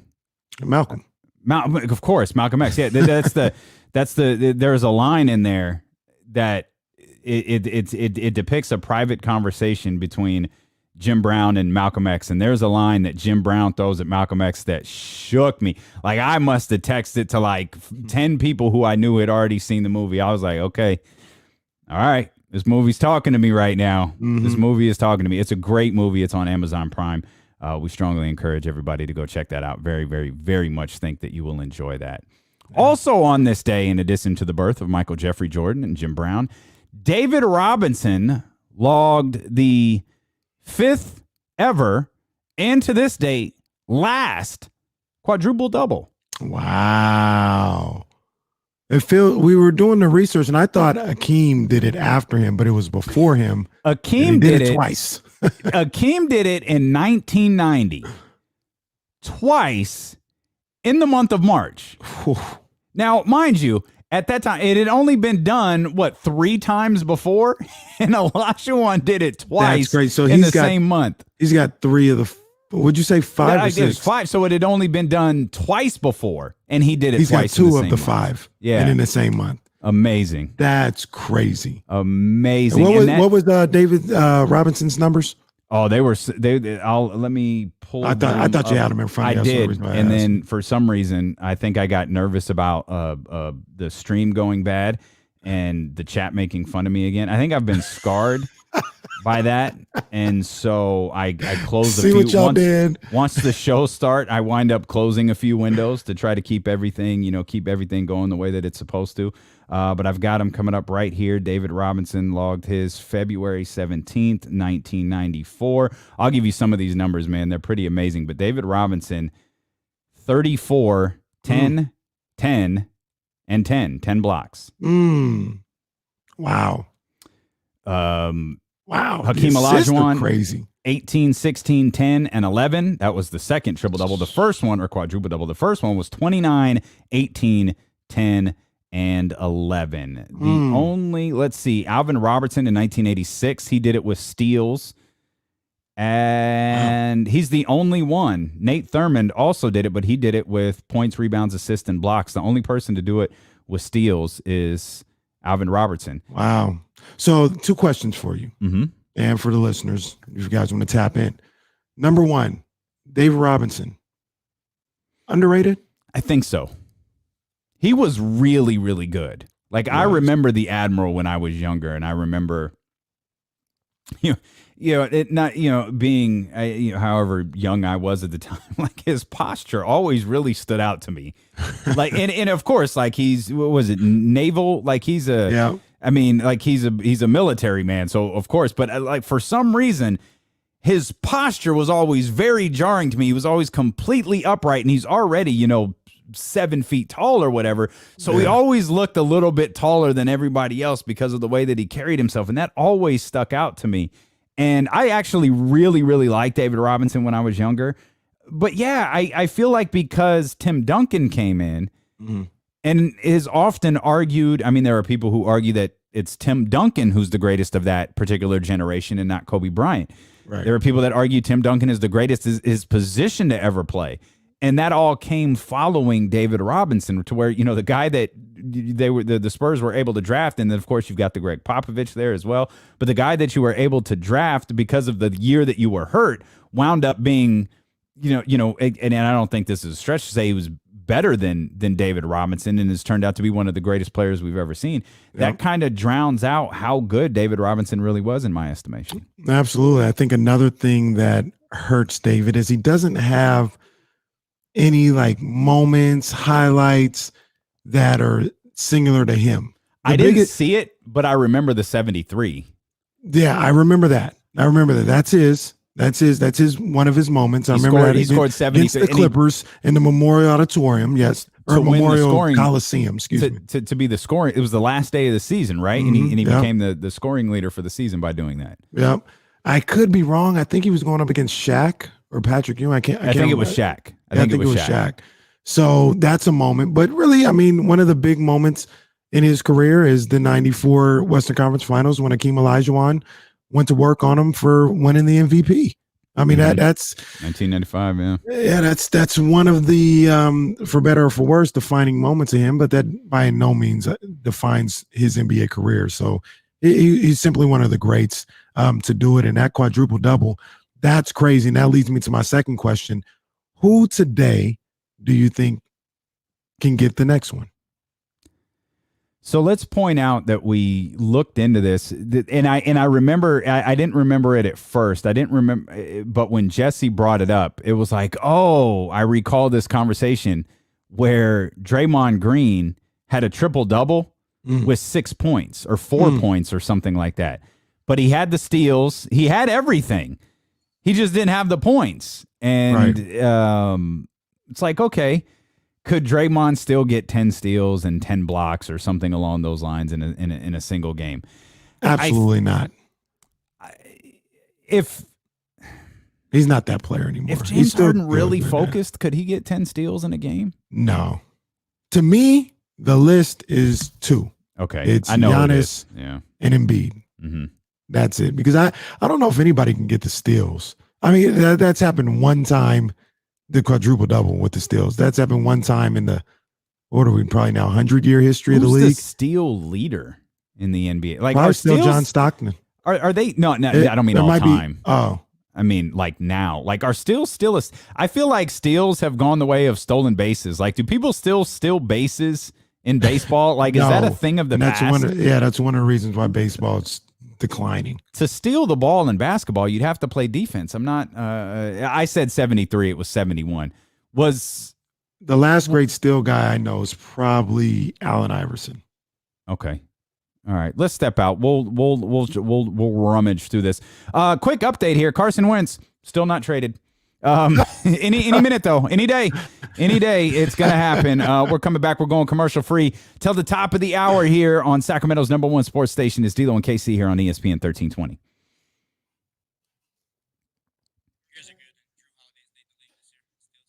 I would have never got that. Yeah, I can see that though. Drew Holiday works his ass off. Yeah. Oh, how about this? Think Kawhi could do it? Steals, rebounds, assists, and points. 10 steals is a lot. It really is, dude. It's almost unfathomable. Yeah. That's only a lot of steals. 10 blocks is a little more realistic. I wonder how many triple doubles there have been with steals. It's a good question, Jesse.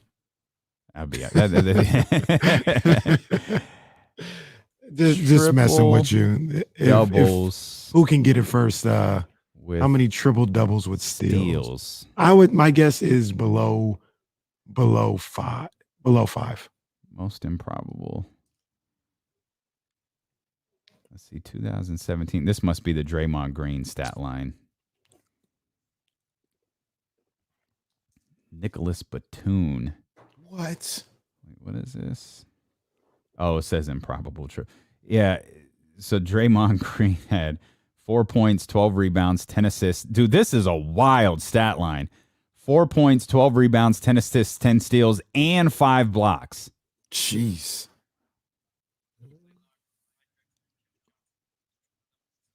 Kevin Johnson. Wow.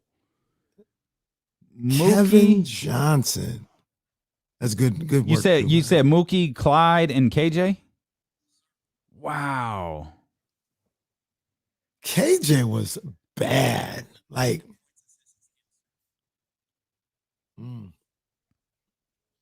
KJ was bad, Wow. man. KJ one of the more underrated players in the league, in league history. KJ, he was a bad dude.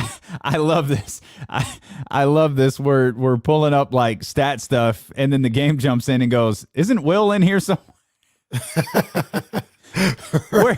Where's our statistician?" That's all right, Will. Work, baby. We got you. Jesse's hard at work. You said Clyde did it twice? Wow. Mookie, Clyde, Mookie Blaylock, right? Mookie Blaylock, Clyde Drexler, Kevin Johnson. Wow. Accurate, Roddy. Right. I feel like people knew, too. That's the thing that always bothers me about that story is I feel like people knew. It's the R. Kelly thing. Everybody knew. Yeah. They just like I remember when he was running for mayor, a ESPN personality who we knew was like, ooh, he kind of just gives you like good for him for being able to pull that off. It's like, Yeah. Alrighty. Yeah. Wow. Alrighty. Boy, oh boy. Uh-oh. What's happening here? Trent's jumping in here. Oh yeah, they're getting killed. They're down by like 40 Oh, yikes. to the Bayhawks. Although, and to be fair to the Ignite, they're like 4-0 before this game. Jalen Green, I think he's had 20 in the last 3 games, 20 plus. Jalen Green, that kid looks like a high schooler. Damien, do you know this? The most assists in an NBA game? I'm sure you do. Most assist. Is it 22? No. No, I don't. I could be wrong. Well, the exact number I could be wrong, but I think it's 30. Okay, now Scott that sounds. Skiles. I was gonna say, is it a white guy that did it? Like now I remember it's 30 by Scott Skiles. Okay.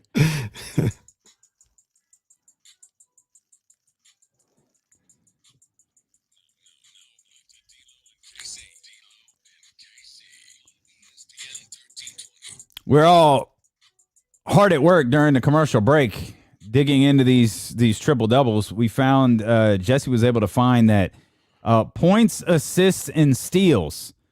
It's only been done by 3 different players. Mookie Blaylock, Clyde Drexler did it twice. Wow. And Kevin Johnson did it. KJ, wow. Triple doubles with points, assists, and steals. We also looked a little further into that Draymond Green stat line where he had a triple-double with 12, 10, and 10, 12 rebounds, 10 assists, 10 steals. He had 4 points in the game, but he also had 5 blocks. That is wow, what a game. Something else. What a game. He was all over the place that night. Rajon Rondo had a triple-double with 18 points, 17 rebounds, and 20 assists. Man. Wow. And, James that Harden. game was crazy. James What did Harden. you say, 18, 17, and 20? Yeah. Oh. What's more impressive, that 18, 17, and 20 or that Draymond Green stat line we just gave you? I'm seriously don't mean disrespect to Draymond Green, but that 18, 17, and 20 is insane to me. That's crazy. No, for sure. That's pretty special, man. But Draymond Green did everything that night, like 5 blocks to go along with 10 steals. He was everywhere. Now, let me ask you this, and this is, once again, I always got to preface this because people think I'm just this unapologetic Draymond hater. This isn't really that. What do you think about the Jason Kidd triple-double? Help me out. 11 points, 10 assists, 10 rebounds. That's a triple-double. Okay, but that's not the same as Russ going for 25, 15, and 15. Like, they're not the same. right? No, So when I hear it's literally a triple double, yes. But when I hear, Draymond with the 10, 10, 5, and 6, like to me, that's not the same as 17, 18, and 20. Someone thinks you might be hating on Draymond Green right now. I won't Hey, say who. HBK too. But he had 12. But he had 10 steals though. It's super impressive. No, I'm not knocking it. That's 4 players who have. And I don't imagine if 3 players in history had points, assists, and steals. This has to be the only triple double in history where someone didn't even have the points. It has to be. He had 12 rebounds, 10 assists, and 10 steals. Just the hell with the points. Dude, the game was crazy. But when I look at that Rajon Rondo one sticks out to me. And let me tell you guys. I'm not even a Rajon Rondo fan. I'm not really. I don't like his game. But what he did that night, I never heard that stat line before. What about crazy. Harden's 53 points, 17 rebounds, and 16 assists? That's crazy. As a matter of fact, flip those last 2 around. 53 points, 17 assists, and 16 rebounds. You're a different kind of person when you put the assists before the rebounds. It's very confusing. Everybody knows it goes points, who did that? Rebounds, assists. Did you do that just now? Come on, like the way I'm looking at this, it was worded with the assists to go first and then the rebounds. Offense is the only thing that matters to you, Damon. 53, 16, and 17. No, that's crazy. So that's kind of what I mean. That this is what we call a Jason Kidd triple double, is not the same as what James Harden just did. Then you have the old school Wilt Chamberlain triple doubles. Oh my goodness. 22, 25, and 21. Bruh. I think we just passed the anniversary of that. It was February 2nd, 1968. And yes, nobody has ever done that before. Nobody has ever hit the 20 marker. Man, That's God crazy. bless it. That puts Rondo's triple double in even more in an entirely different light. Wilt Chamberlain's the only one to break the 20 barrier, 22, 25, 21. And we've got Rajon Rondo here with 18, 17, and 20. That's a pretty bad stat line, man. That's crazy. That James triple double, that might be better than Rondo though. I'm gonna need someone to find me Russell Westbrook's best triple double, so I feel better about all of this. Because if we're talking triple doubles, we've got to talk Russell Westbrook. So if anybody can shoot me Russell Westbrook's best triple double, I'll feel better. Yeah, I love Russell Westbrook. So what? He did for Nipsey. Oh, that's right. He did. That's right. That was that's the Nipsey Jesse hustle. You guys heard, by the way. Jesse's back in here. Too soon, Jesse. So the crazy thing is, you need to wait a couple months. We don't know if Jesse's on the air or if he's talking to us. So did you say that on the air? Okay, good. I'm just making sure. So the article that I was looking at was from 2017. Russell Westbrook's 2020 was after Nipsey Hussle died. Mm-hmm. And he said, if you know, you know. Oh, I remember that very. So 2 guys now have broken the 20 point, 20 rebound, 20 assist barrier. I feel so bad for taking a shot at Jason Kidd, but that's what those. Jason bad. Kidd, another triple double, 11, 10, and 10. Okay, I feel bad Jason. that we started this by trying to show some love for David Robinson and have completely discounted everything that he has done because we got onto these more impressive triple doubles than his little quadruple double back in 1994. Yeah. Yeah. Oh, that's a good call, Jesse, with that 2020. Like, I remember that very, very well because of what makes it step out is the Nipsey Hussle thing. Absolutely. Yeah, that's what makes that stick out to me. Ramsey got one on the chat. He said has a stat line of DeMarcus with 24 points, 21 rebounds, 10 assists, 6 blocks, and 3 steals. That was a game. Ooh. And when DeMarcus was locked in, and the whole chat has plenty of Wilt Chamberlain jokes, if you want to chime. Do you guys believe Wilt? No, absolute. Well, to a certain degree, I don't believe the number. Yeah, that's what I mean. I don't believe that number. No. Like Wilt Chamberlain tells these stories. Like Ric Flair tells the same stories. I don't believe those numbers at all. Now, I believe it's a pretty astonishing number, but I don't believe like the famous Wilt Chamberlain line is what, 20,000. Yeah. And if you know, you know. Like Way I too don't much. believe that. Like It's way I too mean, much, bro. Come on now. has anybody like who's done the math on that?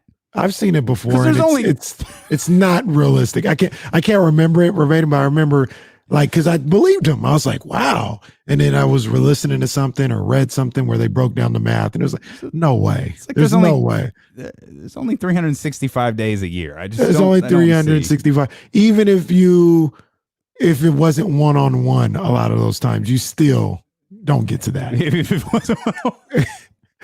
If you had 100 in the room, like on a night, then maybe, like mathematically, like maybe it works. Like this was before, Blue Chew and all of those the products that you get now from mail-in orders. Like that's just bro, sheer come on, will and man. determination there. Come on, bro. Will Chamberlain. Like, ain't Talk no about way. hulking up. Come on, bro. Relax. You. Oh man. Yeah, Will was crazy. Will reminds me of like I'm a big New York City guy, right? And it cracks me up when they talk about the street legends, the Pee Wee Kirklands. They're like, yeah, man. I remember I saw Pee Wee. He came to the Rucker and he got there late. He got there with about 4 minutes to go in the fourth quarter. Didn't have his shoes on. Still dropped 35 in the and he left with 2 minutes to go in the game. Fam, he put 35 up in 2 minutes. That's what you're really telling me? Come on, man. Man, New Yorkers, dude, bro. do everything. It's like you listen to when you listen to old wrestlers talk. Like every match they ever had was a 60-minute draw with 17,000 people in the crowd, despite the fact they were performing in a high school gym that seated like 100. Like what? Like, if you listen to Ric Flair, he's never wrestled anything but a sold-out match in front of 17,000 people that went 60 minutes. Like, what? Like, come on, Rick. Like, what are we doing? Like, the further we get away from stuff, the more we, like, everybody is nutso from I remember, I'm saying this because I watched Above the Rim this weekend. What? How did you not tell me? I know, like, I thought of you, too. This is very rare. I knew we had Monday off, right? So Yeah. I was like, Saturday got here and I was bored. I was like, what do I do? So I'm messing around. I was going to watch Judas and the Black Messiah that night, and I saw Above the Rim on I think it must have been HBO Max. I was like, my guy, let me watch this. I ain't seen Pac in a while, and it made me look at Pac like, whoa, man, that dude was really good as special, Birdie. dude. He Oh was my God, that really dude was good as special. Birdie. Yeah. And it's like, the whole, just watching that whole story develops like, oh, this is good stuff. Doom, doom, doom, doom, doom, doom, doom, doom. Okay, relax a little bit. Like, that's all right. Okay, settle down. I had 22 points and 8 rebounds. That scene where Leon is yelling at the sky. Are we even? Are we even? Like, oh, okay. This I is lost. solid. I owe you. This You is hear solid. that nutso? The boy here says he owes me. He owes me. He's seen the movie a time or two. If you haven't seen Above the Rim, you really should watch it. You'll enjoy it, especially if you're a hip hop person. You'd absolutely. And I always remember Dwayne Martin could ball. Yeah, you got to Like, try he out with could- the Knicks. He could ball. Yeah, he could. You got a he real could try go. out with the Knicks. Yeah, he could go. We're just stalling for time here at this point because we're expecting the Carson Wentz trade. Yeah. Remember, it's any day now. It's any been day. Carson Wentz. The Carson Wentz trade has been any day now for like 14 days. Fam. So check this out. Let me take you guys behind the curtain a little bit. In my home studio, I usually have the TV on while the show's going on. NFL Live comes on. And like every day, I turn my head and I look over, and on the little headline thing for NFL Live, Carson Wentz trade expected really soon, any day now. Like every single day for the last 2 weeks, they've been on this. I'm like, what are you guys talking about? Like, I feel like Philadelphia really wish, like every time a quarterback throws an interception, the analyst goes, he really wished they could have that one back. Like, yeah, that's a good call, Troy. I'm guessing Dak wishes he hadn't thrown that interception right there. If we're doing the play-by-play and the analyst work here on on the Carson Wentz deal. I'm guessing Philadelphia wants this back, and they didn't tell Adam Schefter that this deal was going to be done in the upcoming days, because clearly they're not getting what they want to. Like, we heard the Matt Stafford deal, and I think that got out there, and everyone was like, nah, we good. Yeah, they like this. This what the price is. Oh yeah, I forgot I'm boycotting Gucci. I forgot. Yeah, we're getting Josh. We'll get Josh Freeman off of the quarterback production line here. Josh Freeman. Yeah, man. Look, man. I don't know what's going on with Carson, with Philly. And then on top of that, it's like everybody only expects him to go to two places. So I don't. It's not like this. Chicago. It's not Deshaun Watson. Like there's this bidding war all around the league. It's like two people. Meanwhile, Chicago and Indianapolis are working with each other like, okay, look, there's just a certain line we can't cross here. Like, we're going to destroy each other's franchises if we try to outbid each other for Carson Wentz. So let's just draw a line in the sand here about what we're going to offer this guy. And Philly just left in the cold. Meanwhile, Chicago's like, Chicago Bears fans are like, God, please no, not this. Like, please do not get Carson Wentz. Who was it? Who called us yesterday and said just randomly, like, oh my God, Chicago don't get Wentz? That was great. I can't remember who that was, but it was the first thing they said. I wasn't even positive what they said, and then they went into something about the Kings. But I feel like it might have been Craig. Was it Jeremy? Jeremy called yesterday and said, yeah, please don't draft, or please don't sign. Bears, please don't get Wentz. We hadn't even brought up Carson Wentz. And nobody talking about Carson. That's. I mean, and I get it. That's the state.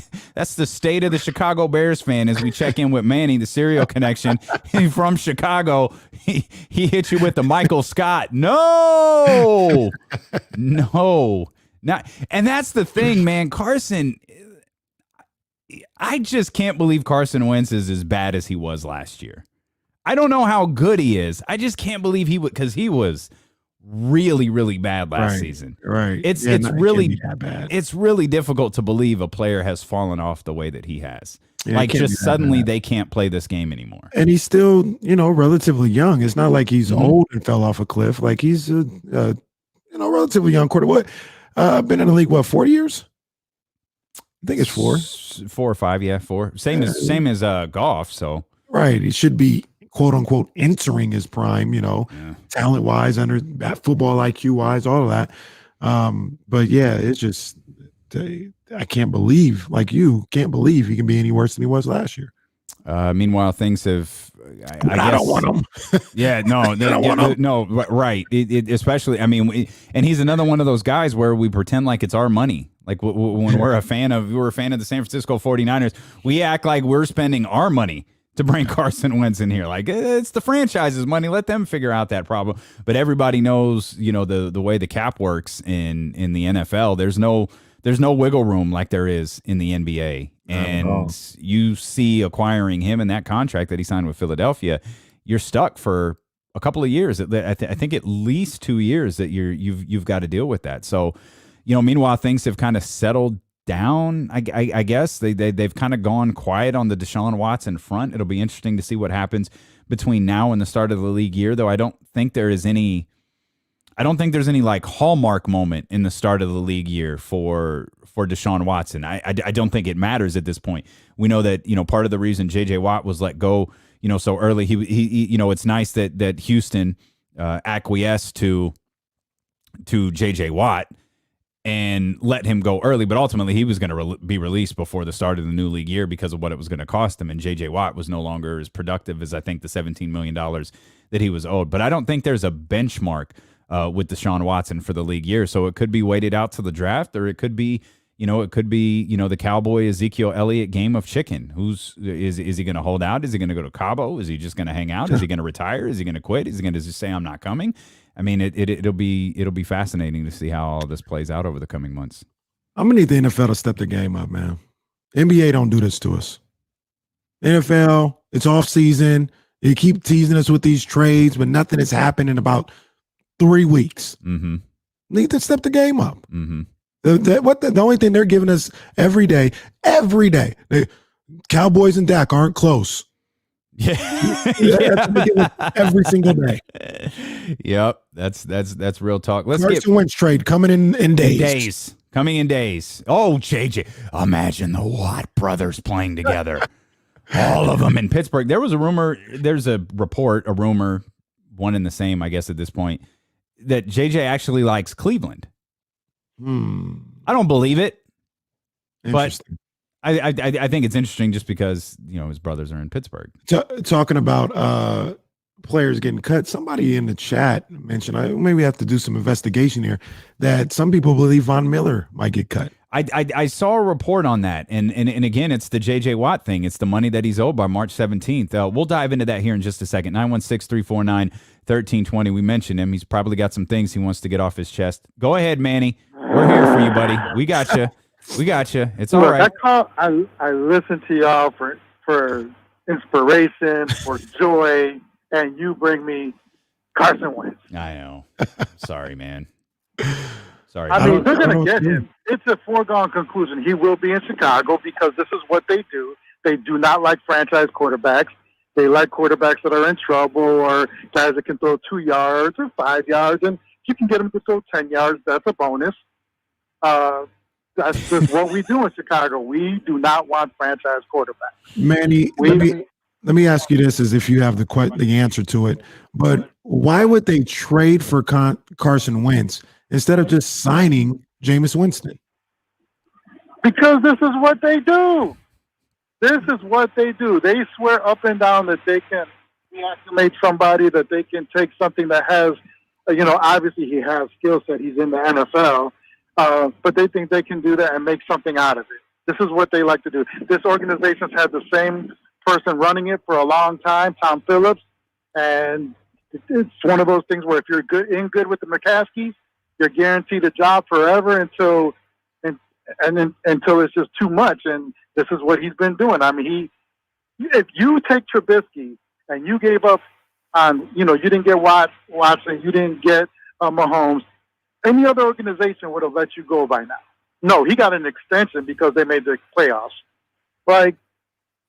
This is what they do. And then they're going to get Wentz, and I'm going to be pouring Jack Daniels into my cereal, not milk, and I'm going to be crying in the corner somewhere. We got you. We'll get you through it, Manny. We appreciate it. But sorry to ruin your day, by the way. Yeah, sorry about that. But thank you for calling ESPN 1000 here in Chicago. Thank you. We got right down here. We're here for everybody. We ESPN 1320, the radio station. We're here for everybody. We're here for I guess Panther. Did you see this alleged proposed Panther idea where they said they would? There was a report that the Carolina Panthers would not only move 3 first-rounders, but they'd also include Christian McCaffrey in a deal for Deshaun Watson. That's crazy. And then if I'm Deshaun Watson, I'm like, hey, no. I'm good with that. This is what I keep coming back to, and I'm not trying to be a homer or whatever. But all these people that are like the Jets and the Panthers, we got picks. We'll give up all this other stuff. We'll sweeten the pie. Deshaun's going to look at this and be like, why would I accept a trade here? You guys are terrible. You just gave up everything and the future to get me. No, thank you. If the Niners give up, quote unquote, the future, which are picks, they still have players around them. They still have things that make the roster look attractive. I'm telling you, Deshaun, when it gets down to it, if the Texans really want to make a deal, the only thing that's going to work for all parties involved, I think, is the 49ers. The Broncos want in on this action. The report regarding the Broncos was interesting because it said if the Texans are going to trade Deshaun Watson, the Broncos are interested. And it's weird to read that because it's like, okay, are they waiting for Houston to publicly say we're trading Deshaun Watson? Because why don't you just put a trade proposal together and send it to Houston and see what you get out of it? Like I feel like this is just footsie under the table. This isn't no real action here from Denver. Do you think he actually leaves? I don't think he plays for Houston again. So you think he sits out? He's either traded or he sits out. Like, I don't think after all of this, and part of it is it's the stuff that's like underlying that's been hinted at, but no one has like actually said it. Like, no one has come straight out and said, here are the issues with the Houston Texans. it's been like alluded to, but no one has actually said it. And I don't think either of us are connected enough with the Houston Texans organization to dive into some of this stuff. But if any of that stuff is remotely accurate, and it seems to kind of like linger like around the NFL, where like other NFL players know about it and they know what time it is. Yeah. Like, how could you go back now? You know what I mean? Because it has a different connotation to it. But man, he signed a rich contract, and they can start taking money away from him in just a few months. So I'm not going to be mad at him if he goes back. I hope he does. Here's how I hope the Deshaun Watson story ends. I hope it ends with what's best for him. And if it's best for him to not show up for the Houston Texans, then that's what I hope for. If it's best for him to be traded, if it's best for him to swallow his pride, put on a Texans uniform, and go, then so be it. I mean, or he can show up to camp and have a sore hamstring. That stuff happens. Look, I would not be above doing something like that if I was Deshaun Watson. My hamstring hurts. My back hurts. I broke my back. My spinal. Spinal. Right? It is. You know what I mean? So, I mean, yeah, if I was him, I wouldn't play. If need be, I'm not, I know they like to call us pocket watchers. Not watching his pockets, but if I was Deshaun, I'd roll the dice. I'll sit out the whole year. What, I'm 20, what is he, 25? I'm never going to get a job again? I'm never going to get a contract? I'll sit out the year. I'll take a year off. It's nothing. Yeah, but 1 year could easily become 2 and 3 and 4. Like, I mean, he's under contract for a long time. It could. Or he could do a Brett Favre, retire, come right back. Yes, but his rights are, and I hate that, his rights, he's still controlled by the Houston Texans if he retires. This is true. I think because remember, when Brett Favre retired with the Jets, I think the Jets, they didn't have the vested interest in him that the Packers had. Yeah. So the Packers were like, or the Jets were like, well, okay, fine, you're retired. We honestly don't care what you're about to do. Like you're retired. Right. And then he winds up, going to Minnesota, which is where he wanted to go a year prior. It's a good point. So, I don't know. But again, I hope it ends well for Deshaun Watson. Yeah. Did I cut you off? Go ahead. No, I was going to say it should. Okay, I just wanted to press a button. I can't lie. We haven't pressed very many buttons. Damian Barling, Kenny Caraway. 4 topics, 2 arguments, no winners. 1-on-1. 1-on-1 with D-Lo and KC. I feel like I really need to rewrite this. Like 2 arguments, no winners. Like we don't even argue. That would be the power ranking segment. Like this would be like, time we argue. 2 arguments. D-Lo's right, Casey's wrong. Here are the power rankings. I think that's how we'll write that next one out. Speaking of football, there was I don't know why this report is gaining so much traction. I must have missed what catapulted this into the news. I think it had something to do with an article with The Athletic. But again, I don't know. I maybe it was just a casual conversation.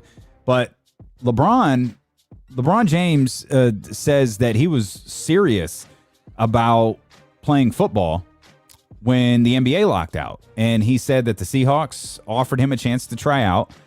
There's a framed contract from the Dallas Cowboys, I guess in his office. And he has said the Cowboys, the Seahawks gave him an opportunity to try out if he wanted to. And he is adamant. I would have made the team. I could have been a receiver. I could have made it in the NFL. Question to you is pretty basic, and I guess you just answered it right there with little or no drama. LeBron. So LeBron he could have just walked off the basketball court and become a football player with no problem? I think so. I always have difficulty with this question because I feel like it's such an insult to guys because LeBron devoted his entire life to being the greatest basketball player, or certainly one of the greatest basketball players that ever lived. There are guys that devoted their entire life just to make it to the NFL. Right. And to say that one guy, because they're super athletic or super good at one sport, can walk off the floor of a basketball court and be great on the football field. I always have a difficult time with that. But in the case of LeBron James, I'm reminded, okay, he's different. Yes. He is a freakish athlete, just not just a freakish basketball player. Like he's made out of granite. You know what I mean? Like he is a physical specimen, as JR would say. And so I guess in this case, I guess I see it. Yeah. I guess I see it. LeBron definitely could have done it. They talk about like, because like you said, LeBron is different. He's different. So it's not like just because he's tall or he's fast or anything like that. It's LeBron James. And you talk about receiver. I know there's a lot that goes into receiver, but that's a pretty, like you can make receiver simple. You know what I'm saying? Like bring him in, you're going to run a go route or you're going to run an out or you're going to run a slant or something like that. Like you can, if I'm a coach and I just want to simplify it, I can make it simple where he could do it. Yeah. It's the opposite of like when people talk about Usain Bolt playing football. Now, I don't think he'd be able to play football just because he's fast and a great athlete. He can run one route straight out. Right. And like, I just, I don't see just anybody being able to do that. I almost feel like it's exclusive to LeBron James. I think he would go out on an NFL field and do work. Do work. The one thing about that, when you get football player or basketball players to go to play football, and even somebody like LeBron, who's like, big, chiseled, and all this other stuff, they're always a little skinnier than you realize. Yes, when you put them out there with other football players. So LeBron is not. LeBron very much is not. Like he's not that guy. Like there are guys you get. I remember the first time I was kind of. I was close to Chris Webber. I kind of like, Chris is tall, but at the time, this. I think this was like center court days. It was like, oh, he's smaller. Like he's smaller than you think. You never get near LeBron and go, oh, he's smaller than I thought. Like that is the furthest thing from your mind when you see that dude. Is a man child. It's just football players. They're a different. Like I remember the first time I saw like Rodney Hudson. Like one of those big line guys, man. Yeah. Oh, dude. Like these guys they're different. Like I don't understand how we're both men. We were both born. Like I don't understand how you are built like that. And here I am, stretching to reach 6 feet, like I don't see it. I don't get how we're both the same species. On the flip side, I've ran into a couple of boxers, like Adrian Broner to be one. Adrian Broner returns on Showtime this Saturday. You guys check that out. But Did you get paid for that? Why did you slid that in like it was a commercial? I should, because I love me some boxing. Showtime with Kenny Caraway. Coming to twitch.tv/ESPN 1320. Showtime with Kenny Caraway. Sorry. Let's get it, baby. But yeah, I was in the elevator with Adrian Broner. This guy, you see these guys on TV all the time, right? And the camera does wonders, and they're going up against guys their same size. Adrian Broner, how could this guy ever beat me in a fight? This guy's like 5 feet, 130 pounds. There's no way. Like the boxers are small. Canelo Alvarez, like looks like this big bruising guy on TV. It's like 5'8", 150 pounds. Well, it's like 160 pounds now. These guys are small. Floyd Mayweather, 5'9", 140. Let's smack the hell out of Floyd Mayweather. What do you get out of my way? Get out of here, little guy. So it's crazy, like seeing these guys on TV, and then when you see them in person, they're smaller. LeBron, that's really what Floyd versus The Big Show, which made such compelling television. That made such fantastic television when Vince booked that for WrestleMania. Yeah. Floyd versus The Big Show. It was just absolutely flawless work. Yeah, no, that was some great stuff. Great stuff. Maybe the best celebrity appearance was Floyd Mayweather. Maybe so. We'll have time. We'll talk about that on the post show Twitch. Okay, yeah, that's a good call. It's got to be up there. Yeah, it's got to be up there. My question to you: there are pitchers and catchers reporting all over the place as baseball is back. Are you hyped, Damien? Oh man, So look, that I knew I'd get that response from you. That's the answer I was looking for. So my follow-up question to that is: have you always felt this way about baseball, or has baseball turned you off? Now that is a good question. I don't believe there was ever a moment in my life where I got excited about pitchers and catchers reporting to spring training. Spring training may be the most overrated moment in all of sports.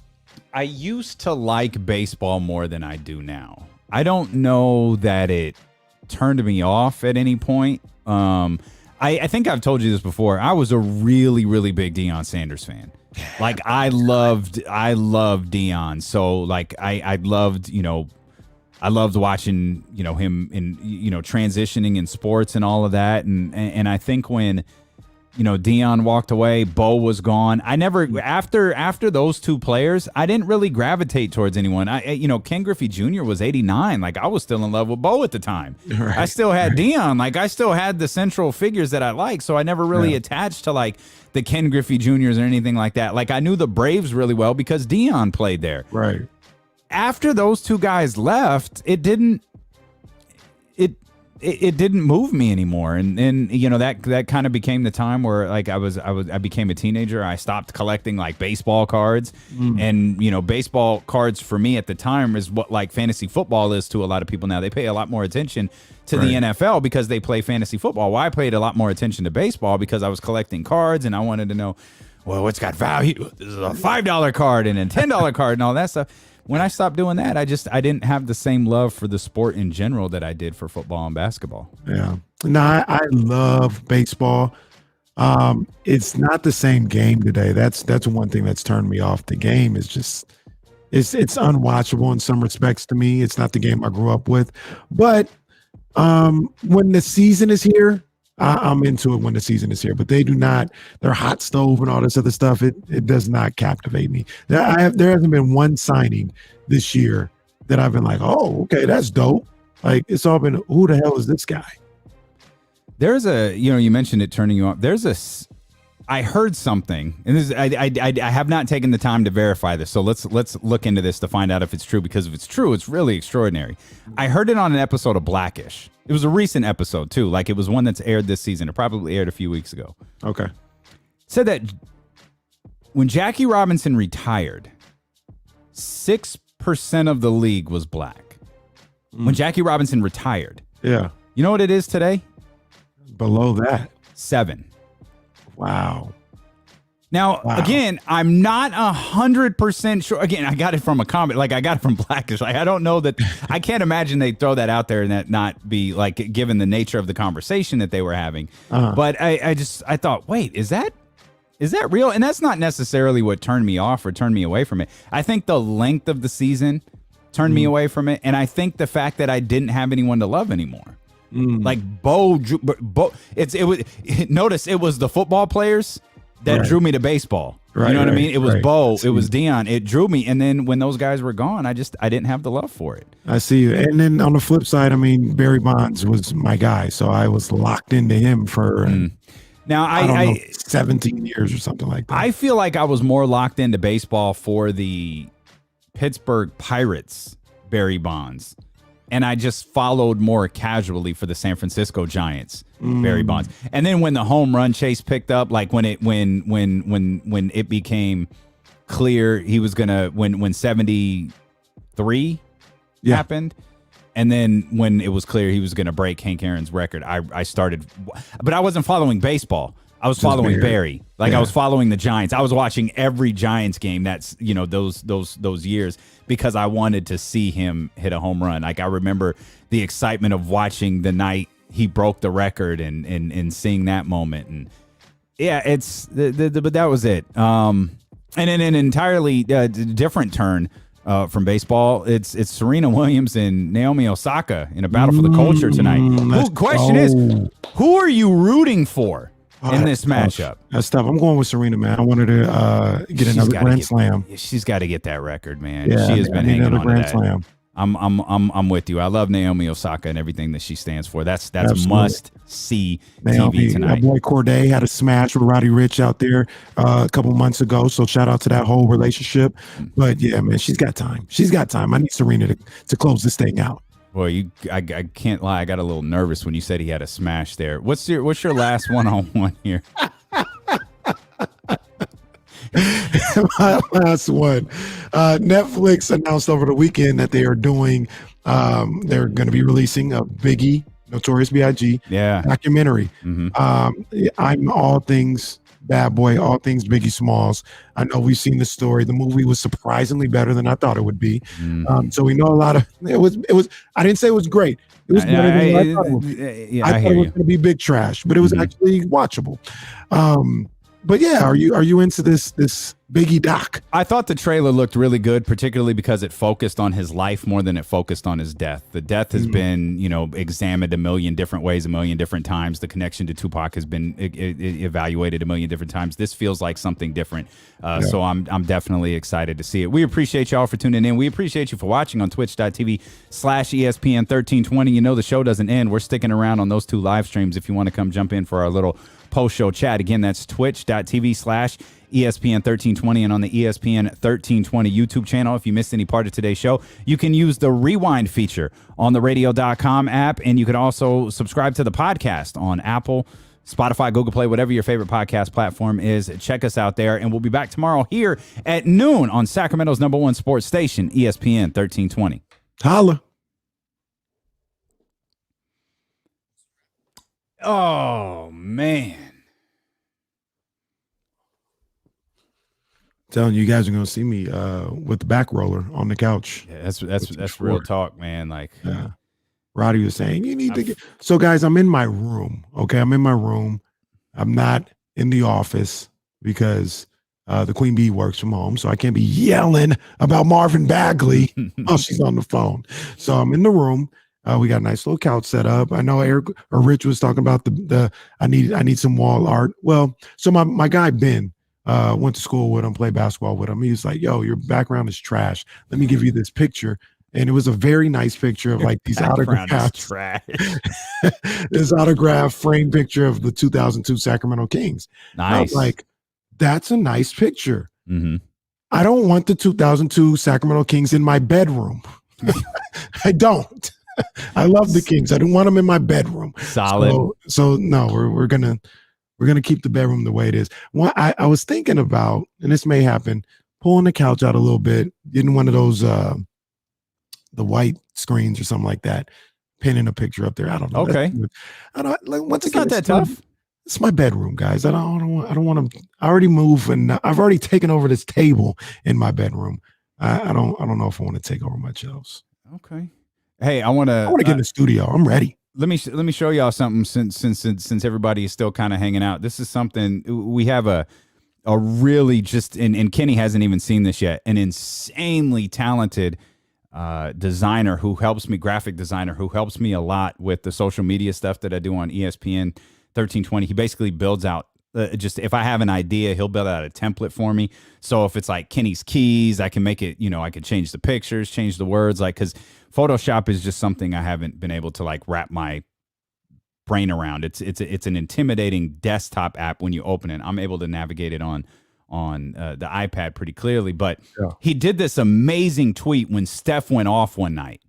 And he took, or not an amazing tweet, he did an amazing graphic of everybody's reaction to Steph going off. Like it had LeBron, it had like, analysts, players, coaches, all of that stuff. And he put the tweets onto a graphic.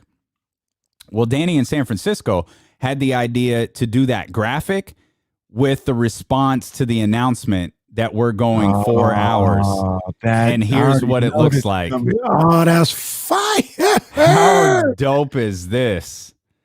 This is just you see love from Marshall Harris up here, Marcos Bertone, Bonte, our guy Keith, Christina, Damon showing some love, Mo down here, Danny in San Francisco, Butcher Boys in here. Yo, that is sick. Jason Anderson, your man Brian Murphy up here. Yeah, shout out to my man. How great is this work right here, man? We're gonna put this on social media that's right now. dope, bro. That's really dope. Yeah, Man. that's dude. Matt Ashlock. If you're listening, fam, you are a talented individual, man. And this came out. I wish like that. I need that. like up that we're- I can push that out. That's dope. We're also. I love that we're coordinating. We unintended. These are two photoshopped pictures. We weren't together. But I love that. Two different parts of life, I think, probably. I don't know when my picture like a year ago. I don't know what that was. And he was like, "Hey, man, we need like a headshot to send out." I was like, "Well, remember, this is the middle of quarantine. It's like Danny, like, what do you like? Okay, so I got like a tripod and like I'm like posing. I'm trying like." You're trying to do all of these things, feeling like the biggest asshole on the planet. Like, hey, hey, is this good enough? Like, does this work? And Look so here. that gives you that picture right there. Yeah, and my picture was, I took that in front of a house as I was going to do Sports Sunday about this time last year, actually. I think that's probably about a year ago. Mm-hmm. Because, I went into the studio, things were open. Yeah. It was after the Kings had come, after they beat the Clippers in LA after the All-Star break. It was like a Saturday at 2:00 game and they beat the Clippers. And I went on that following Sunday and I was like, I need the turtleneck. I like that look. Yeah. Sophisticated brother there with the turtleneck and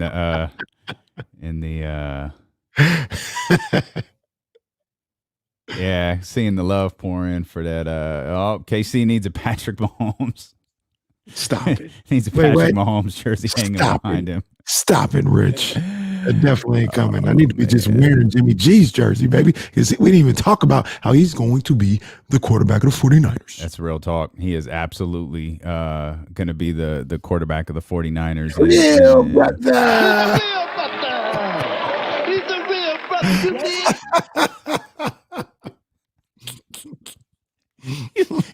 Dude, Bryce is an ass. Hold on. Where's Bryce? Bro, I thought you guys look like the flies in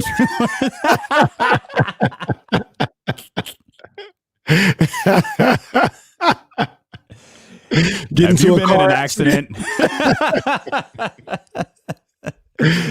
Call D'Lo and Casey. Barling and Caraway. Yeah, go Barling and Caraway. We're available for you. That's Wait. good stuff. Bryce, you ain't called in. I know Bryce is having too much fun in the chat, man. He don't call us no more. Okay, all right. See, y'all are. Wait a minute. Hold on. Where did the other one go? Hold on. Y'all are foul, Max. Y'all are dude. We can't share nothing with you guys, man. You guys take advantage of everything we share with you. You guys are hurtful. Man, these dudes, they just bullies, man. That's all they are, It is. bullies. Oh man, insurance salesman. Mayweather versus the Big Show. Now that put some butts in the seats. I thought that was a good angle. I thought it was a good angle. I thought it was good. And Floyd really hit Big Show. Right. He broke his nose. Really hit him. Really punched him. Now, did he punch? I can't remember. He punched him with his fist, or was that when he had the brass knucks? No, when they started the whole angle. Oh, that's right. Yeah, he punched him with his fist. Yeah, and he said, I guess the conversation in the back was, okay, how do you want to do this? He said, I'm going to move so fast. All you have to do is just kind of jar your head, and you'll. But he actually hit him. So he goes out there and he throws. When you look at it back, he throws like 4 punches. Yeah, give him a crazy combo. 3 of them are perfect, but one of them, boom, right in the nose. And it's flawless because blood is pouring everywhere. And the way that the story is told, of course, it's wrestling, so you never know. Show was fuming because he didn't want to get hit. Like, he didn't want to get punched by Floyd Mayweather. So the story goes, Show was, and there's a scene, I think, where you see Shane McMahon. He's really telling Big Show, like, please don't do that. Like, don't. Like, please don't.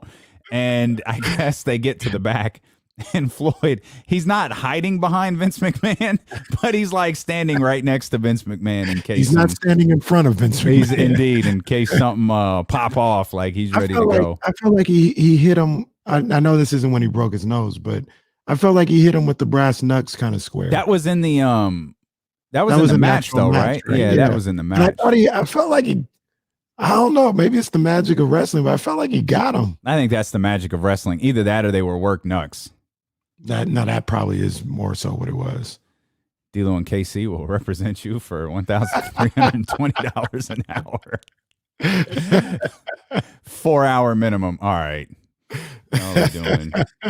Y'all are doing too much, man. 4 hour minimum. Y'all are doing a lot here. This chat, this stream is so much fun, man. I'm glad we started this. I enjoy it. Yeah, I enjoy it every day. Yes, indeed. So we appreciate y'all for tuning in, man. But before you sign off on YouTube, hit the thumbs up. We've only got 2 2-hour shows left. Next week is going to be something, as we've got 4-hour shows. We've got 2 4.5-hour shows.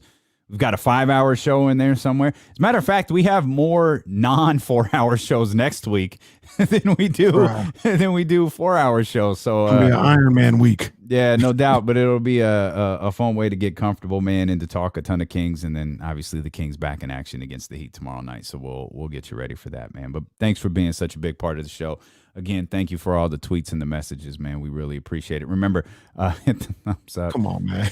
Come on, Rich. All right.